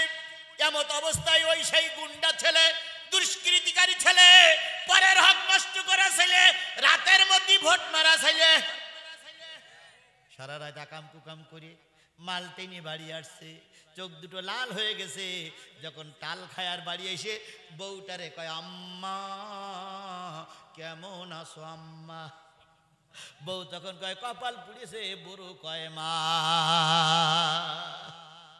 সরকারি দলের একজন সেক্রেটারি, থানার সেক্রেটারি, মেয়ে বিয়ে দেওয়ার মতন হয়েছে, কোরআন শরীফ সামনে, মেয়ে বিয়ে দেওয়ার মতন হয়েছে। তা আমার বলতো, হুজুর একটা ভালো ছেলে দেখেন তো। কিরকম ছেলে চাই? হুজুর বিশ্ববিদ্যালয়ে পড়ুয়া, নামাজ কালাম পড়ে, পদ্মা পশিদা করে, শরিয়াত মেনে চলেন। আপনার মেয়ে সেখানে থাকতে পারবে? হুজুর থাকতে পারুক আর না পারুক, ছেলে দেখেন। কিছুদিন পর আবার ফোন দিয়ে বলতে, হুজুর ছেলেকে দেখেছে না? তো ছেলে তো সেরকম পাওয়া যায় না। হুজুর আপনাদের দলের কোনো ছেলে নেই? সংগঠনের নাম বললাম, নেই, দাঁড়াই আছে আশপাশ। তাই বলে, হ্যাঁ আছে তো, কিন্তু আপনার মেয়ে। কাছে হুজুর আমি আপনাদের ওই ছেলের হাতে আমি মেয়ে তুলে দেবো। আমি বললাম কারণটা কি? কয় হুজুর আমার দলে যত ছেলেরা আছে প্রায় সব গাঁজাখোর। সবাই না, কিন্তু প্রায় অধিকাংশ কি ঘর? গাঁজাখোর, বিড়ি টানে, সিগারেট খায়, বিশ্ববিদ্যালয়ে পড়ে, কলেজে পড়ে, মুরব্বীদের সম্মান করে না। কিন্তু আপনার দলের ছেলেগুলো, কর্মী সাথী সদস্য যারা হয়, এরা সত্যিকার ভদ্র, এরা মুরব্বীর দিকে সম্মান করে, এরা কোনোদিন বিড়ি টানে না। কি চ্যালেঞ্জ করতে পারি না? এরা বিড়ি টানে, এরা বিড়ি টানে। জামাতের এই যে 28 তারিখে সমাবেশ হয়ে গেছে, সত্যি কথা বলতেছি, মানো আর না মানো তোমার ব্যাপার। 28 তারিখে সমাবেশ হয়ে গেল, প্রায় 5 লক্ষ লোক জামাতের সমাবেশে অংশগ্রহণ করেছে, কম বেশি হতে পারে। ওখানে একজন লোক পান সিগারেট বিক্রি করতে গেছে উরির ভিতরে। তা সকাল 9টার থেকে বিকেল 4টে পর্যন্ত ঘুরে বেরিয়ে আসতে, তার বলতে কোন লোকের পাল্লায় বললাম একটাও সিগারেট বিক্রি হয়নি। একটা সিগারেট বিক্রি হয়নি। আর একজন পুলিশ বলতে, কেন কি হয়েছে? কয় স্যার, এমন এক দলের ভিতরে ঘুরলাম, একটা সিগারেট কেনা লোক পেলাম না। 5 লক্ষ লোকের ভিতরে একটা সিগারেট কেনা লোক পাওয়া যায়নি। এর নাম ইসলামী আন্দোলন, এর নাম ইসলাম। কথা বলে ঠিক না ঠিক? এর চ্যালেঞ্জ আমরাই করতে পারি, তোমরা কুত্তার বাচ্চা মার্কারা করতে পারো না। অধিকাংশ সব গাঁজাখোর, অধিকাংশ সিগারেট খোর, অধিকাংশ পরের মেয়ে নিয়ে পড়ে থাকে। তবে সবাই না, ভালো অবশ্যই আছে, আমি সবাইকে বলছি না, ভালো অবশ্যই আছে। পুলিশ ঘুষ খায়, তবে সব পুলিশ না। সে কথা বলেন ঠিক না ঠিক? কিছু কিছু ও কি বলে বিচার অবিচার করে, কিছু কিছু বিচারপতি, তবে সব বিচারপতি নয়। ভালো মন্দ আছে, তবে কোন দলে ভালো বেশি মন্দ কম, কোন দলে মন্দ বেশি ভালো কম। এইটা বোঝানোর জন্য বলছে, আবার উল্টো বুঝেন না যে হুজুর আমাদের সব গড়ে খারাপ করে গেছে। না, ভালো আছে তবে কম। আর আমাদের দলে আমরা চ্যালেঞ্জ করতে পারি, আমরা চ্যালেঞ্জ করতে পারি, আমরা চ্যালেঞ্জ করতে পারি। আমার ছেলে মুরব্বির অপমান করে না, আমার ছেলে বিড়ি টানে না, আমার ছেলে গাঁজা খায় না, আমার ছেলে বিয়ের আগে পরনারী নিয়ে পড়ে থাকে না, আমার ছেলে মুরব্বিদেরও সম্মান করে না। এর নাম ইসলাম। আমরা একবার যদি বলি ধর, তো ও মোটামুটি ছিঁড়িয়ে আলু ভর্তার মতন খেয়ে ফেলবে। আবার যদি বলি থাম, জাগায় ব্রেক, হাইড্রোলিক ব্রেক, 1 ইঞ্চিও সামনে অগ্রসর হবে না। এ সন্তান আমরাই জন্ম দিয়েছি, আমরাই তৈরি করেছি, এ চ্যালেঞ্জ আমরাই করতে পারি। এর নাম আনুগত্য। আমার ভাইয়েরা, আল্লাহ নবী চলে গেলেন, মনে আছে তো? বুড়ি নবীর দিকে তাকাই তাকাই কান্দে আর কয়, এত সুন্দর মানুষটারে রূপ বিভিন্ন ভাষায় গালিগালাজ করে। এবার আমরের ঘুম ভেঙে গেল, গুন্ডা ছেলের ঘুম ভেঙে গেল। কাপড় কানা বাম হাত দিয়ে ধরে প্রতিদিনের ন্যায় বাইরে এসে মা মা মা মা, মার কোনো খোঁজ নাই। মা রসুলের পথের দিকে তাকাই তাকাই চোখের পানি ফেলাই কাঁদতেছে আর বলতেছে, এত ভালো লোক আর কখনো পাওয়া যায়নি, যাবে না, যাওয়া সম্ভব নয়। আমার ভাইয়েরা, আমার পিছন দিক থেকে ছুটে গেলেন। আমি কিন্তু গাল গপ্প করছি না, বুখারীর হাদিস। আমার পিছন দিক থেকে ছুটে গেলেন, যাওয়ার পরে মার কাঁধের পরে হাত দিয়ে বলতেছে, মা মা মা। মা তখন পানি মুছতেছে। কি বাবা, ঘুম ভেঙেছে? তুমি কান্দো কেন মা? তোমার ঘরে এত বড় একটা গুন্ডা মার্কা ছেলে আছে, আর তুমি কান্দো? কে তোমাকে মনে কষ্ট দিয়েছে? এই মদিনায় কে তোমার আঘাত করেছে? কে তোমাকে বেফাস কথা বলেছে? শুধু বলো। তোমার মুখের কথা শেষ হতে না হতেই কাল্লা আলাদা হয়ে যাবে। শুধু মুখের কথা বলো। তোমার ছেলের তুমি চেনো না, এই জগতের লোক চেনে। আমি যে গ্রামের ভিতর দিয়ে যাই ওই গ্রামের ভিতরে কোনো গর্ভধারিণী মার পেটে বাচ্চা থাকলে ভয়ে গর্ভ খালাস হয়ে যায়। আমি যে গ্রামের ভিতর দিয়ে যাই সেই গ্রামে কেউ দরজা খুলে ঘুমোতে পারে না। আমার জন্য সতী নারীরা রাস্তায় বাইরে হতে পারে না। আমি তো সেই গুন্ডার বাচ্চা, গুন্ডা আছে না নাই? কলান্ডারা দেখে আমার চেনো চেনো চেনো, আমি অমুক দলের লিডার। বেশি চেনাচেনি করি না। 3 বার বমি হবে আর 4 বার পায়খানা হবে। 3 বার অক অক করবা আর 3 বার 4 বার বুক বুক করবা। ডাক্তার আসার আগে ইন্না লিল্লাহি ওয়া ইন্না ইলাইহি কাবরুন। এত বড় ইত্য দেখাও কেন? এত বড় ইত্য দেখাও কেন? বাংলাদেশের রাষ্ট্রপতি মরহুম মুজিবুর রহমান সাহেব চেয়েছিল অনেকদিন বেঁচে থাকবো, থাকতে পারিনি। শহীদ প্রেসিডেন্ট জিয়াউর রহমান বগুড়ার সন্তান চেয়েছিল অনেকদিন বেঁচে থাকবো, বেঁচে থাকতে পারিনি। কথা বলেন ঠিক না বেঠিক? ইরাকের প্রেসিডেন্ট সাদ্দাম হোসেন চেয়েছিল আরো 20 বছর ক্ষমতায় থাকবো, থাকতে পারিনি। তারপরে মোহাম্মদ গাদ্দাফি বাঁচতে পারেনি, ভারতের ইন্দিরা গান্ধী বাঁচতে পারেনি। বেশি বড় ইত্য করো না। মরবা, তবে মরাটা এমন হোক যে মরার পরে মানুষ চোখের পানি ফেলাবে কোনো কারণ ছাড়াই। আর এমন যেন না হয় তোমার কবরের পাশ দিয়ে গেলে কেউ থুতু মারবে, জুতো মারবে, এমন মৃত্যুর দরকার নেই। কথা বলেন ঠিক না বেঠিক? আমার মা বলতেছে, বাবা রে কেউ আমাকে বেশি কথা বলি নাই, কেউ আমাকে খারাপ কথা বলি নাই, তাহলে কান্দো কেন? কয় কান্দতেছি বিশেষ কারণে, পরে বলবো। এবার আমরের মা আমরের হাত ধরে বলতেছে, বাজান ঘুম ভেঙেছে, কোনো সমস্যা হয়নি? আমর বলতেছে, মা এটা সত্য কথা বলবা? কয় কি?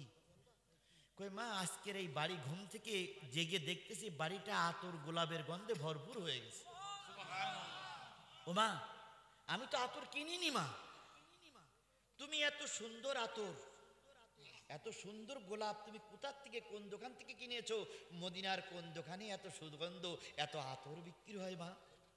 মা তখন সুযোগ পেয়ে গেল। মা বলতেছে, বাজান রে এতক্ষণ চুপ করেছিলাম, সুযোগ যখন তুই দিলি রে মা, দিলি রে বাবা, তাহলে তো আমি চুপ করে থাকতে পারি না। ও আমার বাজান, আমি কোনো দোকানের আতর কিনি নাই, গোলাপ কিনি নাই। আমার বাড়ি একটা মানুষ এসেছিল, যার আগমনে আমার বাড়িটা আতর গোলাপের সুগন্ধে ভরপুর হয়ে গেছে। সাহাবী আজমাইনগণ বলেছেন, রসুলের মুখের থুতুটা ছিল সুগন্ধ। রসুল যেখানে থুতু বলতেন, সাহাবী আজমাইনগুলো থুতুগুলো এক জায়গায় করে বোতলের ভিতর ভরে রাখতেন। কোনো মেহমানের বাড়ি যাওয়ার সময় ওই থুতুটা লাগাই যেতেন, উতি আতর গোলাপের সুগন্ধে ভরপুর হয়ে যেত। সেই নবী আমার বাড়ি এসেছিল, ওই নবীর আগমনে আমার বাড়িটা ভরপুর হয়ে গেছে। ও মা লোকটার নাম বলা যাবে কি মা? কোথায় বাড়ি, কোন দিক দিয়ে গিয়েছে, আমি একটু তার সঙ্গে দেখা করব। মা বললেন, আমি নাম বলতে পারি, কিন্তু সত্য দিতে হবে একটাই, সেটা হচ্ছে তুই তার কোনো ক্ষতি করবি না। আমর বলতেছে, যে লোকটার আগমনে বাড়ি এত সুগন্ধ হলো সেই লোকটা নিশ্চয়ই ভালো মানুষ, আমি কথা দিচ্ছি তার কোনো ক্ষতি করব না। আমরের মা বললেন, বাজান তুমি না পরশুদিন গল্প করতেছিলে, মক্কার নেতারা ঘোষণা করেছে মুহাম্মাদের জীবিত অথবা মৃত্যু এনে দিতে পারলেই এত পুরস্কার, মক্কার মন্ত্রী বানায় দেওয়া হবে, মক্কার রাষ্ট্রের ক্ষমতা দেওয়া হবে, সুন্দরী মেয়ে বিয়ে দেওয়া হবে, 100 লাল উট দেওয়া হবে। সেই লোকটির কথা কি তুমি ভুলে গেছো? আমর বলতেছে, মা তার সঙ্গে এই লোকটার সম্পর্ক কি? বুড়ি তখন বলতেছে, বাজান রে যার কাল্লা এত ঘোষণা করা হয়েছে সেই লোকটাই আমার বাড়ি এসেছিল তোমার দাওয়াত দেওয়ার জন্য। এত কোন ওদা করেছে, কোনো ক্ষতি করবে না, কিন্তু ক্ষমতার লোভ, অর্থের লোভ, মন্ত্রিত্বের লোভ, এমপি হওয়ার আশায় সব ওদা শেষ।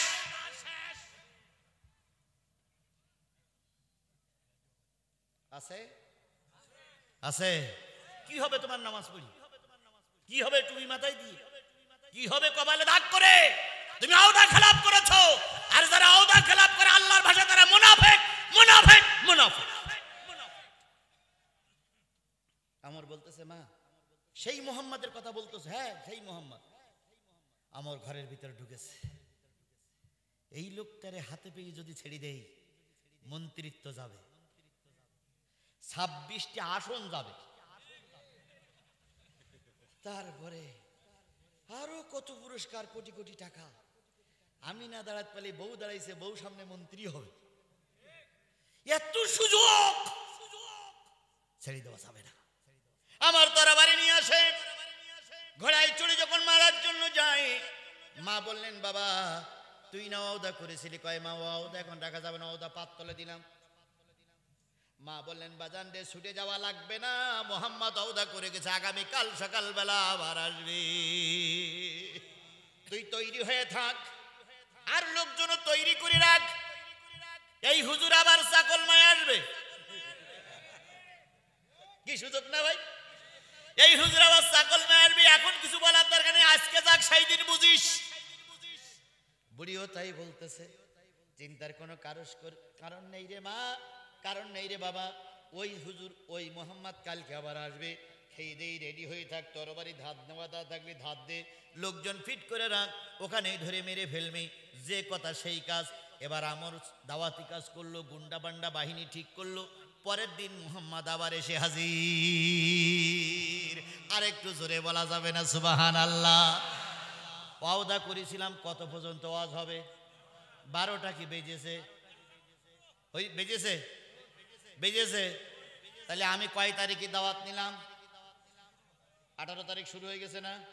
তাহলে এখানে ওয়াখির দাওয়ান আলহামদুলিল্লাহি রাব্বিল আলামিন। আরো 1 ঘন্টা আমি চালাইতে পারবো না, তবে আমি রসুলের মহব্বতের কথা বলতেছি, আমি যদি আর 10 মিনিট কথা বলি, 10 থেকে 15 মিনিট মোনাজাত সহ, এই 15 মিনিট সময় থাকা যাবে তো? কোন লোক যদি পেশাবের অজুহাত দিয়ে ওঠে, ও ধরে রাখবেন, পেশাব হয় নিচের দিকতে হয়ে যাক। টান টান উত্তেজনা চলতেছে এখন, কি টান টান উত্তেজনা চলছে না এখন? এদিক ওয়াজ ওদিক পেশাব, টান টান উত্তেজনা না? এই উত্তেজনার ভিতরেই সব জিনিস মজা লাগে, কথা বলেন ঠিক না বে ঠিক? 2 দল আওয়ামী লীগ, তাহলে এবার নির্বাচনটা টান টান উত্তেজনাপূর্ণ হইতো, কিন্তু এক পক্ষে খেলতেছ, কারোর ভালো লাগতেছে না, ও যারা ভোটে দাঁড়াইছে তারাও বলতেছে হইল না। আল্লাহ আল্লাহ আমরা আজকে দোয়া করি, আল্লাহ পরিবেশ তৈরি করে দেয়, আমরা সবাই যেন একসঙ্গে নির্বাচন করতে পারি, সবাই যেন ভোট কেন্দ্রে যেতে পারি, আনন্দ মুখর পরিবেশে ভোট হোক, যে নির্বাচিত হবে সেই ক্ষমতায় যাক। এই সরকার যদি আবার জনগণ চাই, এত উন্নতি হয়েছে, 70% সাপোর্ট আপনাদের আছে, তো সুষ্ঠু নির্বাচন দিতে এত সমস্যা কোথায়? দেখি যে 70% আছে না 7% আছে, আমরা একটু দেখি, সে বেলায় কুতুর কুতুর কুতুর কুতুর কুতুর কুতুর। আমরা সব বুঝি, কথা বলেন ঠিক না বে ঠিক? আছে কিছু গুন্ডা বাহিনী আর পুলিশ। তাই একজন কবি সুন্দর করে বলেছিলেন, সুন্দর ভোট আছে, ভোট দিয়েছে প্রশাসন, সুন্দর হয়েছে নির্বাচন, ভোট দিয়েছে প্রশাসন, তাকিয়ে তাকিয়ে দেখেছে জনগণ, এইটাই হলো সুন্দর নির্বাচন। অধিকার যাব না, তাহলে কর্তৃপক্ষ খেপে যাবে, চেয়ারম্যানে খেপে যাবে, চেয়ারম্যান হয়তো পুলিশ ডেকে আমার ধরাই দিতে পারে। আল্লাহ ভালো করে, চেয়ারম্যানকে আল্লাহ হেফাজত করুক, আমার মাওলানা ভাইকে হেফাজত করুক, মেম্বারেরও হেফাজত করুক। ওরে ভাই, ধরাই আপনারা দিতে পারেন, ক্ষমতা আপনাদের আছে, খুব বেশি হলে 2-3 মাস জেল খাটবো।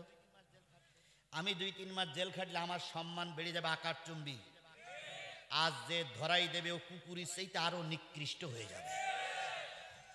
এত কুকুরের সব চরিত্র ভালো নয়, কথা বলেন ঠিক না বে ঠিক? আল্লাহর পথে থাকো, সম্মান বাড়াইনের মালিক আল্লাহ, তুইজ্জু মান তাশা ওয়া তুযিল্লু মান তাশা বিয়াদিকাল খায়র ইন্নাকা আলা কুল্লি শাইইন কাদির।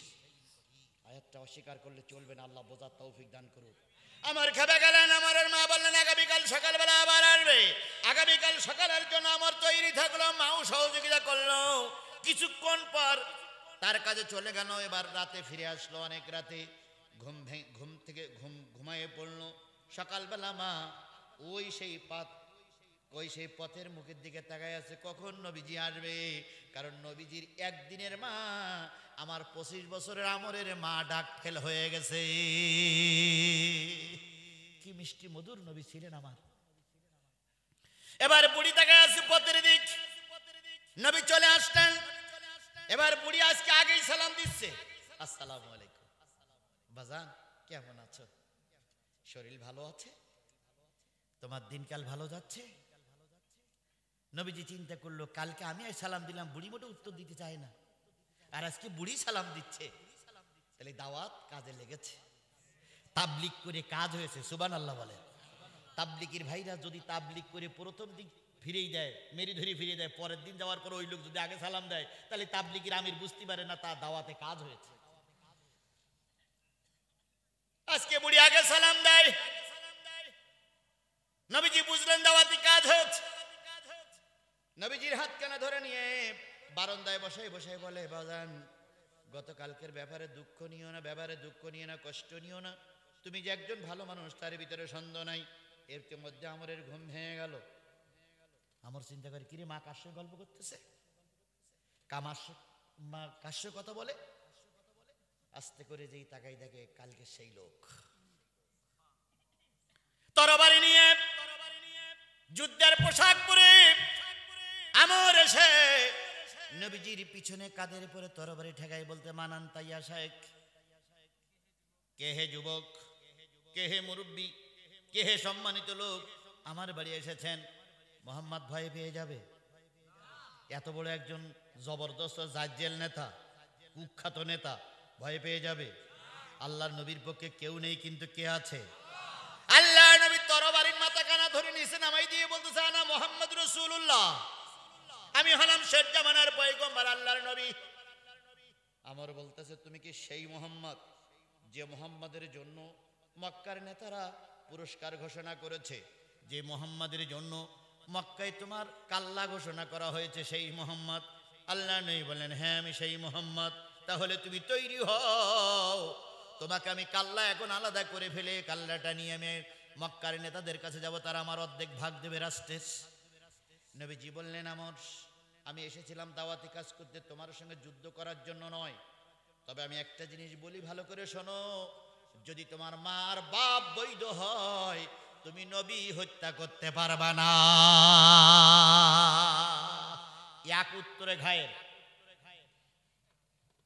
বাপ আর মা যদি বৈধ হয়, মানে বাপ যদি তোমার মারে বৈধ অবস্থায় নিয়ে এসে থাকে আর সেই অবস্থায় তোমার যে জন্ম হয়ে থাকে, তুমি নবী হত্যা করতে পারবে না। আচ্ছা, ইয়ে দলিলটা কি কোরআনে আছে? আপনারা সুলাম কলম পড়বেন। হ্যাঁ, উত্তুলুম বাদা জালিকা জানি, ওখানে বলাই দেওয়া আছে। আরেকটা জিনিস হচ্ছে, ইন্নাল্লাযিনা ইয়াকফুরুনা বিআয়াতিল্লাহ ওয়া ইয়াকতুলুনা আন-নাবিয়্যিনা বিগাইরিল হক ওয়া ইয়াকতুলুনা আল্লাযিনা ইয়া'মুরুনা বিল কিসতি মিনান নাস ফাবাশশিরহুম বিআযাবিন আলীম। সূরা কলমের 13 নম্বর আয়াত পড়বেন আর এটাও পড়বেন। আল্লাহ বলতেছেন, নিশ্চয়ই যারা কোরআনের কোন একটা আয়াত অস্বীকার করে, নিশ্চয়ই যারা নবীদের হত্যা করেছে, আর নিশ্চয়ই আজকের এই জামানায় যারা আলেম ওলামাদেরকে বিনা দোষে হত্যা করে ফাঁসিতে ঝুলায় আমৃত্যু কারাদণ্ড দেয়, এরা সবগুলো অবৈধ মায়ের অবৈধ সন্তান। কোরআন শরীফের আয়াত শুধু এক সময়ের জন্য নাজিল হয় না, সমস্ত পৃথিবীর সবের জন্য আয়াত নাজিল হয়। ওই সময়ের জন্য শুধু উতুল্লুম বাদা জালিকা জানিন যদি ওলীদ ইবনে মুগীরার জন্য নাজিল হইতো, তাহলে আজকের এই ওলীদ ইবনে মুগীরার আয়াত কোথায় খুঁজে পেতাম? আল্লাহ বলতেছে, নিশ্চয়ই যারা কোরআনের কোন একটা আয়াত অস্বীকার করে, নিশ্চয়ই যারা নবীদের হত্যা করেছে, আর নিশ্চয়ই যারা নবীর দলের লোকদেরকে বিনা কারণে হত্যা করে, এরা সব অবৈধ মায়ের সন্তান। এই অবৈধ মায়ের সন্তান আমার সমাজে আছে না? মাতবারি করো না, তোমরা কি রক্ত, তোমার বাপের রক্ত, তোমার রক্ত পরীক্ষা করো। যদি রক্ত ভালো হয়, তুমি নিশ্চয়ই কোরআন হাদিসের বিরোধিতা করতে পারো না, নিশ্চয়ই তুমি কোরআনের মাহফিলের বিরোধিতা করতে পারো না, নিশ্চয়ই তুমি আলেমদের বিরোধিতা করতে পারো না। আর যদি করো তাহলে বুঝতে হবে তোমার রক্তের ভিতরে তোমার বাবার রক্ত নেই, ভেজাল রক্ত ঢুকেছে, তাই কোরআন হাদিস তোমার ভালো লাগে না। বললি বুঝলে তো বুঝলে, না বুঝলে তো কসু। এত কায়দা করে বুঝলাম, তারপরেও কালকে বলবে, হুজুর কি ওয়াজ করলে, তা তুই যদি এত ভালো পারিস তা আমার ডেকে নিয়েছিস কেন, তুই ওয়াজ করতে পারিস না? পেতনির বাচ্চা পেতনি। আমার ভাইরা, আল্লাহ নবী সাল্লাল্লাহু আলাইহি ওয়াসাল্লাম বললেন, তোমার মা বাপ যদি রক্ত বৈধ হয় তুমি আমার হত্যা করতে পারবে না।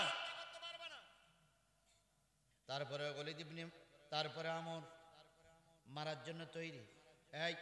এই আমর মার কাছে জিজ্ঞেস করো। মা তখন বলতেছে, বাজান তোর বাবার আমি তো ঠিকই ছিলাম, বিয়েও করেছিলাম ঠিক, জন্ম তো তোর বাবার রক্তই দিয়ে তুই হয়েছিস, তুই তো নই মারতে পারবি না।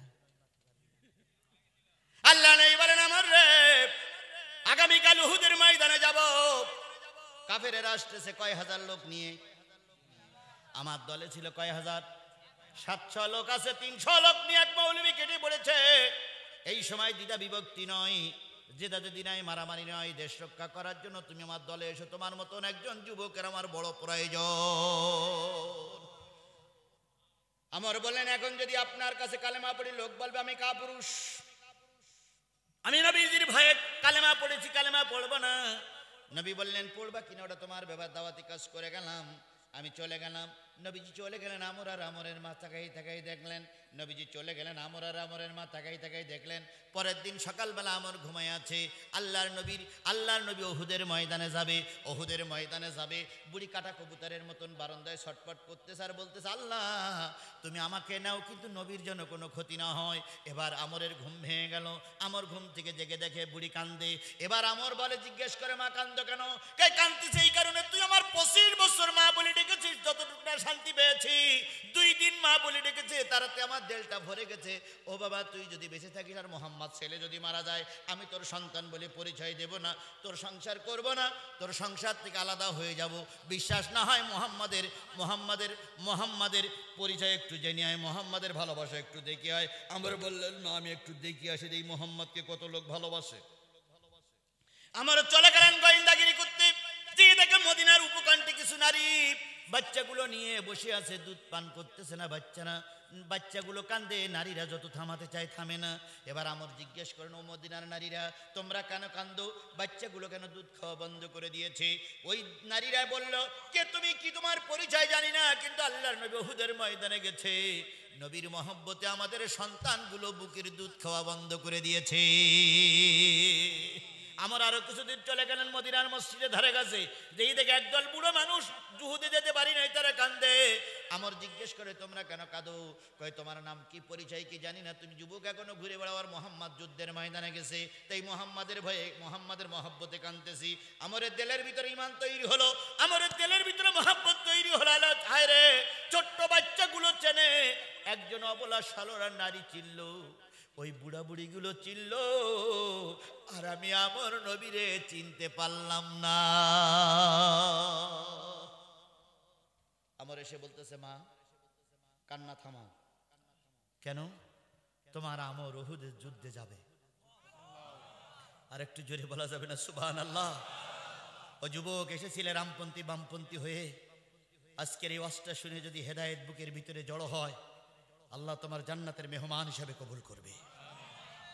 ও মুরব্বী এসেছিলেন বামপন্থী রামপন্থী হয়ে, যদি আজকের আলোচনা শুনে দিলটা একটু নরম হয় আর আল্লাহর পথে ফিরে আসেন, আমি ওয়াদা করছি, আমি কোরআন শরীফ শপথ করছি, বাড়ি যাওয়ার পথে যদি আপনার মৃত্যু হয়ে যায়, আপনি জান্নাতে মেহমান হিসেবে মৃত্যুবরণ করবেন। আমার ভাইরা আমার বললেন, না আমি ঘোড়া সারাই গেলাম ঘোড়া আনার জন্য, তরবারি কানা বের করে দাও। মা তরবারি বের করে দিয়ে ঘোড়াশালার থেকে ঘোড়া এনে যুদ্ধের পোশাক পরে জামত, মা চলে গেলেন রান্নাঘরের ভিতরে, কিছু রুটি আর হালুয়া খেজুর তৈরি করে পিরিচিরি পরে করে নিয়ে মা সামনে এসে দাঁড়ালো। সামনে এসে দাঁড়িয়েছে মা, আমার যুদ্ধের পোশাক পরে তরবারি বুকুর ধরে কালো কাপড় দিয়ে মাথাটা আবৃত করে মায়ের সামনে এসে দাঁড়ালো। মা পথ ছেড়ে দাও, আল্লাহর নবী উহুদের ময়দানে গেছে, নবীর জন্য ছোট্ট ছোট্ট মাসুম বাচ্চাগুলো দুধ খাওয়া বন্ধ করে দিয়েছে, নবীর জন্য কবুতরের মতন মুরগি জবাই করার মতন বুড়া বুড়িগুলো কান্দে। ও আমার মা, সকালবেলা তুমি যে নবীর জন্য কাঁদতেছিলে, আমি ঘুরে দেখেছি ওই নবীর চাইতে ভালো মানুষ আসমানের নিচে জমিনের উপর আর একটাও নাই রে মা। আমি উহুদের ময়দানে যাচ্ছি, পথ ছেড়ে দাও, দেরি করো না। তুমি যদি আমার রাস্তায় দেরি করো আর এর মধ্যে যদি রাসূল উহুদের ময়দানে শহীদ হয়ে যায়, কিয়ামতের দিন আদালতে আখিরাতে মালিকের কাছে মুখ দেখাতে পারবো না। মা বললেন, বাজান সারা রাত গুন্ডেমি করেছো, পেটে কোনো খাবার নাই, যুদ্ধের ময়দানে যেতে গেলে শক্তির প্রয়োজন হয়, কিন্তু শক্তি তো তুমি সঞ্চয় করতে পারোনি বাবা। তুমি ময়দান যাওয়ার আগে আমার হাতের রুটিগুলো আর হালুয়াগুলো খেয়ে যাও, খেজুরগুলো খেয়ে যাও, একটু শক্তিশালী হও। এবার আমরের মা যখন এই প্রস্তাব দিলেন, আমার মায়ের হাত কেনা ধরে বলতেছে, মা তুমি না আমার চাইতে নবীরে বেশি ভালোবাসো। ও মা, তোমার হাতের নাস্তা খেতে দিয়ে যদি রাসূল উহুদের ময়দানে শহীদ হয়ে যায়, আমি নবীকে আর একবারও জীবন্ত দেখতে পারবো না রে মা। তুমি পথ ছেড়ে দাও মা, আমি উহুদের ময়দানে গেলাম, যদি ফিরে আসি তোমার হাতের নাস্তা খাবো, আর যদি ফিরে না আসি আল্লাহর ফেরেশতারা আমাকে জান্নাতের নাস্তা খাওয়াইয়ে দেবে। মদিনার লোক ছিল, আহলে কিতাবের লোক, ওরা তাওরাত জবুর ইনজিল বুঝতেন, ওরা সবকিছু জানতেন বুঝতেন, কিন্তু আমল করতেন না। মা এবার জোর করে কিছু খাদ্য গালের ভিতরে ঢুকাই দিলেন, ওইগুলো খেতে খেতে ঘোড়ায় চড়ে আল্লাহর নবীর উহুদের ময়দানে চলে গেলেন। যে দেখে তুমুল বেগে যুদ্ধ চলতেছে, আল্লাহর নবীকে পিছন দিক থেকে একজন বলতেছে, ইয়া রাসূলুল্লাহ, মদিনার বুক চিরে বালুর বুক চিরে একটা লোক আসতেছে। নবীজি বলেন, আসতে দাও, তোমরা যুদ্ধ চালিয়ে যাও। কিছুক্ষণ পরে চলে আসলেন আমর, এসে বলতেছে, ইয়া রাসূলুল্লাহ, 2 দিন আপনি আমার বাড়ি দাওয়াতে কাজ করতে গেছেন, আমি আপনার অপমান করে ফিরাই দিয়েছেন। আমি সেই আমর, আমার বিবেক ছাড়া দিয়েছে, আমি উহুদের ময়দানে এসেছি, আমাকে দয়া করে আপনার দলভুক্ত করে নেন। আর কাদের বিরুদ্ধে যুদ্ধ করতে হবে একটু দেখাই দেন, আমি কালেমা পড়তে চাই। আমর বলেন, ইয়া রাসূলুল্লাহ, আমি যুদ্ধের ময়দানে গেলাম। নবীজি বলেন, আমর রে, যাওয়ার আগে একটু উহুদের দৃশ্যটা দেখে যাও, আমির হামজা শহীদ হয়ে গেছে। যদি 1 ঘন্টা আগে আসতে হয়তো আমার চাচা আমির হামজা শহীদ হতো না। শুধু শহীদ হই নাই, তাকায় দেখো, আমার আমির হামজা আমার চাচার লাশটা ক্ষত বিক্ষত করে ফেলেছে। এবার আমর এই দৃশ্য দেখে বলতেছি, ইয়া রাসূলুল্লাহ, আমি যুদ্ধের ময়দানে গেলাম, আর দেরি করতে পারি না। আমর যখন যুদ্ধের ময়দানে যায়, নবী তখন পিছন দিক থেকে জামাটা টেনে ধরে বলতেছে, আমর রে, কালেমাটা পড়ে যারে আমর, এই যুদ্ধে যদি শহীদ হয়ে যাও, আমি রাসূল তোমার জান্নাতের জিম্মাদার। আমর বলেন, ইয়া রাসূলুল্লাহ, তাড়াতাড়ি কালেমা পড়াই দেন। নবীজি বলেন, বলো, আশহাদু আল্লা ইলাহা ইল্লাল্লাহ ওয়া আশহাদু আন্না মুহাম্মাদান আবদুহু ওয়া রাসূলুহু। আমর কালেমা পড়লেন, যুদ্ধের ময়দানে গেলেন, অগণিত মানুষকে মেরে শেষ পর্যন্ত আমরও শহীদ শাহাদাত বরণ করলেন। উহুদের যুদ্ধে মুসলমান সংখ্যা মারা গেছিল কয়জন? 70 জন মারা গেল। জিবরিল এসে বলেন, ইয়া রাসূলুল্লাহ, আল্লাহর আদেশে পৌঁছাই গেছে, 70 জন সাহাবী শাহাদাত বরণ করেছে। নবীজি 70 জন সাহাবী গুনতে শুরু করলেন, 69 জন পাওয়া গেল, আর একজন পাওয়া যায় না। আবু বকর বলে, ইয়া রাসূলুল্লাহ, 69 জন মেলে আর একজন মেলে না। এবার নবীজি খুঁজতে শুরু করলেন, খুঁজতে খুঁজতে দেখা গেল উহুদের পাদদেশে 70টা তীর বুকে নিয়ে একজন পড়ে আছে। নবীজি বলেন, ওর কাছে চলো। এবার ওর কাছে যেয়ে দেখা গেল সেই আমর 70টা তীর বুকে নিয়ে পড়ে আছে। নবীজি বলেন, ও আবু বকর, এই 70 নম্বর সাহাবী হচ্ছে হযরত আমর। ওমর বলেন, ইয়া রাসূলুল্লাহ, এ তো কালকে পর্যন্ত কালেমা পড়িনি। এবার নবী বলেন, আবু বকর, আমরের মুখে একটু মুখ লাগাও। কয়, ইয়া রাসূলুল্লাহ, কাফেরের মুখে আমি মুখ লাগাবো না। কয়, একটু মুখ লাগাও। আবু বকর মুখটা লাগালেন, বারবার জিহ্বা চষে, ঠোঁট চষে, যত চষে মিষ্টি যায় না। এবার নবী বলেন, আবু বকর, কি খবর? কয়, ইয়া রাসূলুল্লাহ, আমরের মুখটা এত মিষ্টি যে আমার জিহ্বা থেকে, ঠোঁট থেকে মিষ্টি যাচ্ছে না। নবীজি আবু বকরকে জড়ায় ধরে বলছে, আবু বকর, মায়ের হাতের নাস্তা খেতে পারি নাই, মরার পরে জান্নাতের ফেরেশতারা প্রতিযোগিতা করে তার নাস্তা খাওয়াচ্ছে, এই জন্য জান্নাতের খাওয়া খেয়ে তার মুখে এত মিষ্টি দেখা যাচ্ছে। হযরত ওমর বলেন, ইয়া রাসূলুল্লাহ, মুখ থেকে দারুণ সুঘ্রাণ বাইর হচ্ছে। নবী বললেন, জান্নাতের খাদ্যেই সুঘ্রাণ হয়। তাহলে আমর রাদিয়াল্লাহু তাআলা কালেমা পড়ে নামাজ পড়ার সুযোগ পাইনি। এ কথা মনে করা যাবে না বেনামাজি জান্নাতে যাবে। সব নামাজিরা জান্নাতে যাবে, একজন বেনামাজি জান্নাতে যাবে, কারণ সে কালেমা পড়ে নামাজ পড়ার সুযোগ পাইনি, তাই আল্লাহ পাক তার জান্নাতে দেবে। আমরাও যদি আজকের এই মাহফিল থেকে তওবা করি, তওবা করে যদি আল্লাহর পরে ঈমান এনে, রাসূলের পরে ঈমান এনে, জিহাদ ফি সাবিলিল্লাহর কাজ করে যদি এখান থেকে বেরিয়ে যেতে পারি, আল্লাহ বলতেছেন, ইয়াগফির লাকুম যুনুবাকুম, তোমার সব গুনাহ আমি আল্লাহ মাফ করে দেব। ছোট কবিরা জাহিরি বাতিনি গুনাহ না, ইয়াগফির লাকুম যুনুবাকুম, সব গুনাহ মাফ হয়ে যাবে। ইয়াগফির লাকুম যুনুবাকুম ওয়া ইদখিলুকুম জান্নাতিন তাজরি মিন তাহতিহাল আনহার, সেই জান্নাত দেওয়া হবে যে জান্নাতের তলদেশ দিয়ে ঝর্ণা ধারা প্রবাহিত। ওয়া মাসাকিনা তাইয়্যিবাতিন ফি জান্নাতিন আদনিন, জান্নাতের ভিতরে শান্তিময় ঘর দেওয়া হবে, সেই শান্তির জায়গা তোমাকে দেওয়া হবে। যালিকা ফাউজুল আযীম, এটা আল্লাহর পক্ষ থেকে সবচেয়ে বড় পুরস্কার। তাহলে ঈমান আনার পরে, রসুলের পরে ঈমান আনার পরে জিহাদ ফি সাবিলিল্লাহর কাজ করতে হবে। আমরা কি এই বিশাল কাফেলার কাছে ওয়াদা করতে পারি যতদিন বেঁচে আছি আল্লাহর পথে থাকবো, ঈমান আনবো, রসুলকে ভালোবাসবো, যতদিন এই বাংলার জমিনে কোরআনের রাজ কায়েম না হয় ততদিন চেষ্টারত অবস্থায় থাকবে? ওয়াদা কি করতে পারি? কারা কারা ওয়াদার সঙ্গে একমত একটু 2 হাত তুলে মালিকেরা দেখান।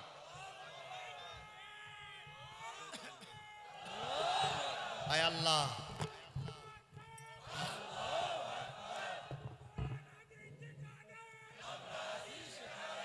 আল্লাহ এই হাতগুলোরে কবুল করুক, আল্লাহ এই হাতগুলোরে কবুল করুক।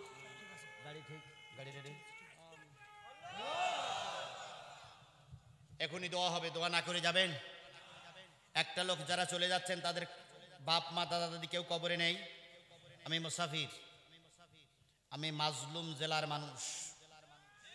বাংলাদেশের যতগুলো জেলা মাজলুম তার ভিতরে সাতক্ষীরা জেলা। আমি সেই মাজলুম জেলার একজন মাজলুম মানুষ। কথা বলেন ঠিক না বেঠিক? আমি একজন খুব বেশি বড় আলেম না, কিন্তু কোরআন হাদিস বলার কারণে আমাকে লোক আলেম বলে। তাহলে নিশ্চয়ই মানুষের কাছে আমি একজন আলেম ব্যক্তি, আমি একজন মাজলুম ব্যক্তি, আমি একজন মুসাফির ব্যক্তি। আমার দোয়া আল্লাহ ফিরাই দেবে না। এই জন্য সবাইকে নিয়ে দোয়া করব। দোয়া না করে আমরা কেউ বাড়ি ফিরে সূরা ফাতিহা ইখলাস শরীফ পড়ি সবাই। বিসমিল্লাহির রহমানির রহিম, আলহামদুলিল্লাহি রাব্বিল আলামিন আর রহমানির রহিম,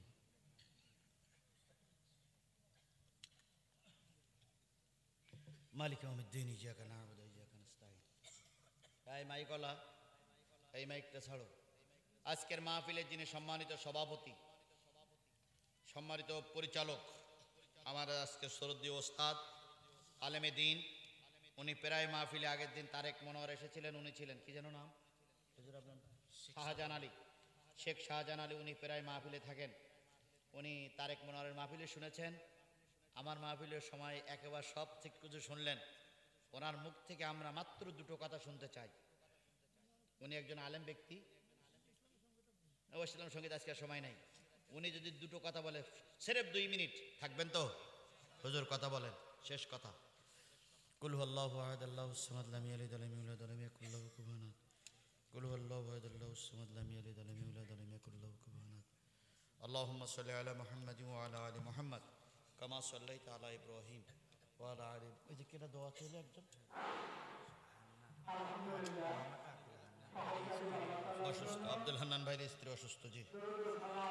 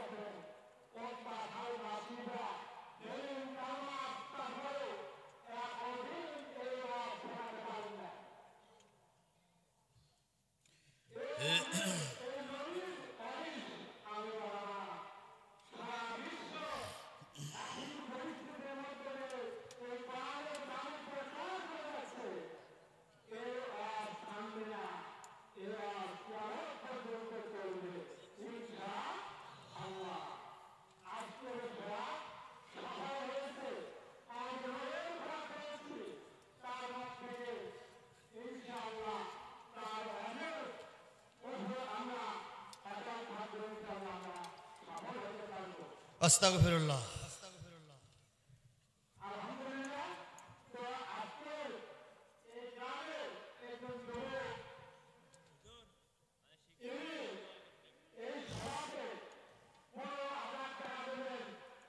সংক্ষেপ সংক্ষেপ সংক্ষেপ।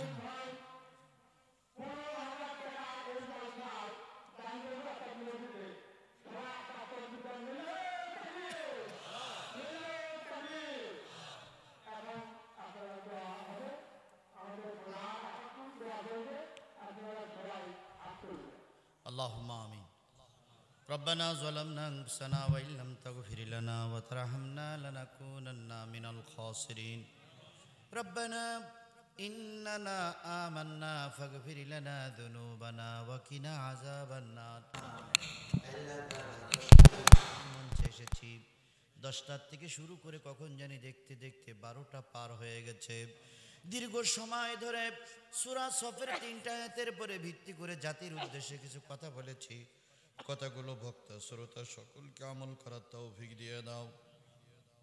এই কোরআনের মাহফিলের ইন্তজাম যারা করলো, শোনার জন্য যারা এসেছিল, বলার জন্য যারা আমরা আসলাম, আর এই কোরআনের মাহফিলকে যারা টিকাই রাখার জন্য সার্বিক সহযোগিতা করেছে, বিশেষ করে এই ওয়ার্ডের মেম্বার আর তার সঙ্গে একজন যুবলীগের ছেলে আমার কাছে যে বলতেছিল, হুজুর আমরা দারুণ চেষ্টা করেছি, সার্বিক সহযোগিতা করেছে মাননীয় চেয়ারম্যান, এই এলাকার মেম্বারেরা। আল্লাহ দয়া করে এই এলাকার থানা, নন্দীগ্রাম থানার প্রশাসনও সহযোগিতা করেছে, আমার মানিক ভাই সহযোগিতা করেছে। আল্লাহ তাআলা সকলের প্রচেষ্টায় মাহফিলটা হলো, সকলের পরে তোমার রহমত নাজিল করে দাও। এই মাহফিলে যারা চাঁদা দিল, পয়সা দিল, সময় দিল, শ্রম দিল, মেধা দিল, কথা দিল, কথা বললো, কিয়ামতের দিন মুসিবতের কালে সকলকে নাজাতের জরিয়া বানায় দাও। গভীর রজনীতে হাত তুলেছি, কত লোকের মা নাই, কত লোকের আব্বাগুলো দুনিয়ার থেকে বিদায় নিয়ে মন মাটি বুকের পরে করে নিয়ে ঘুমায় গেছে। যাদের আপনজন কবরবাসী হয়ে গেছে, আল্লাহ তাদের কবরগুলোরে তুমি জান্নাত দিয়ে ভরপুর করে দাও। আমাদের বাপ মা যারা অসুস্থ হয়ে পড়ে আছে, আল্লাহ তুমি তাদেরকে সাফায়া জেলা কামেলা দান করে দাও। রব্বুল আলামিন, আমি দাদা হয়েছি, আমার বড় সন্তানের একটা পুত্র সন্তান দিয়েছো, আজকে তার বয়স 1 বছর হয়ে গেছে। আল্লাহ আমার পরিবারে ভালো একজন আলেম তৈরি করে দাও। আল্লাহ আমি যতটুকু পরিচয়, তার থেকে বড় পরিচয় নিয়ে আমার এই দাদা হওয়া পোতা ছেলেটা যেন আল্লাহ আরো বড় আলেম হতে পারে, সে তৌফিক দান করে দাও। গভীর রজনীতে হাত তুলেছি, আল্লাহ আমার পরিবার থেকে জগৎ বিখ্যাত একজন আলেম তুমি তৈরি করে দাও। আল্লাহ আজকে অনেকেই দোয়া চেয়েছে, চেয়ারম্যান ভাই দোয়া চেয়েছে, মেম্বার ভাই দোয়া চেয়েছে, আরো নেতারা দোয়া চেয়েছে, সকলের পরে খাস রহমত নাজিল করো।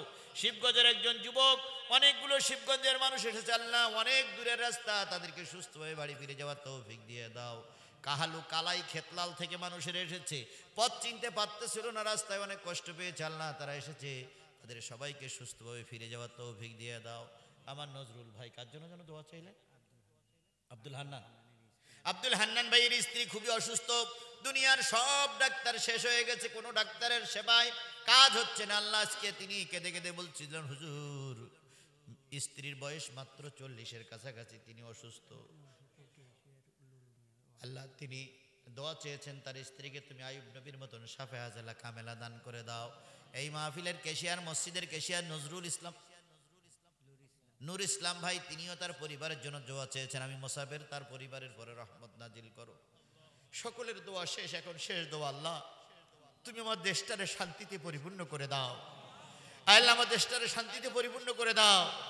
একটা উৎসবমুখর পরিবেশে সকলের অংশগ্রহণে আমরা একটা ভোট দেখতে চাই। আল্লাহ দয়া করে তুমি সে পরিবেশ তৈরি করে দাও। আল্লাহ তুমি পারো, তাছাড়া আমরা আর পারবো না। আল্লাহ আমাদের সকল চেষ্টা শেষ, দয়া করে তুমি আমাদের জন্য সুন্দর একটা পরিবেশ তৈরি করে দাও। আল্লাহ আল্লাহ আমাদের এই 18 কোটি মানুষের জন্য তুমি রহমত করো, ভালো একটা পরিবেশ তৈরি করে দাও।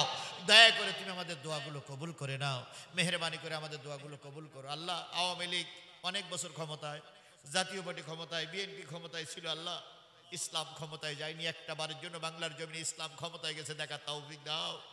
ইসলামী রাষ্ট্র একটা টার্ম হয়েছে, এটা আমাদের দেখে মৃত্যুবরণ করার তৌফিক দাও। কোরআন দিয়ে আমার দেশ চলছে, সংসদ চলছে, আমরা চলতে পারছি, আমার একটা পরিবেশ দয়া করে তৈরি করে দাও। অনেক মা বোনেরা অনেক দূর থেকে কষ্ট করেছে, সুস্থভাবে বাড়ি ফিরে যাওয়ার তৌফিক দিয়ে দাও। সকলের অন্তরের অন্তঃস্থলের দোয়াগুলো কবুল করো। আল্লাহ এখানে 50,000 টাকা থেকে শুরু করে 50 পয়সা পর্যন্ত যারা দান করেছে, সকল দাতার দানগুলো কবুল করে নাও। সুবহান রাব্বিকা রাব্বিল ইজ্জাতি আম্মা ইয়াসিফুন ওয়া সালামুন আলাল মুরসালিন ওয়ালহামদুলিল্লাহি রাব্বিল আলামিন। লা ইলাহা ইল্লাল্লাহু মুহাম্মাদুর রাসূলুল্লাহ। ছোট্ট দাবি, সবাই দাঁড়ায় থাকবেন, আমি চলে যাব, তারপর আপনারা বাহির হবেন। সবাই দাঁড়ায় থাকবেন, কেউ আমার আগে যাবেন না, আপনারা দাঁড়ায় থাকবেন, আমি আগে যাব, তারপর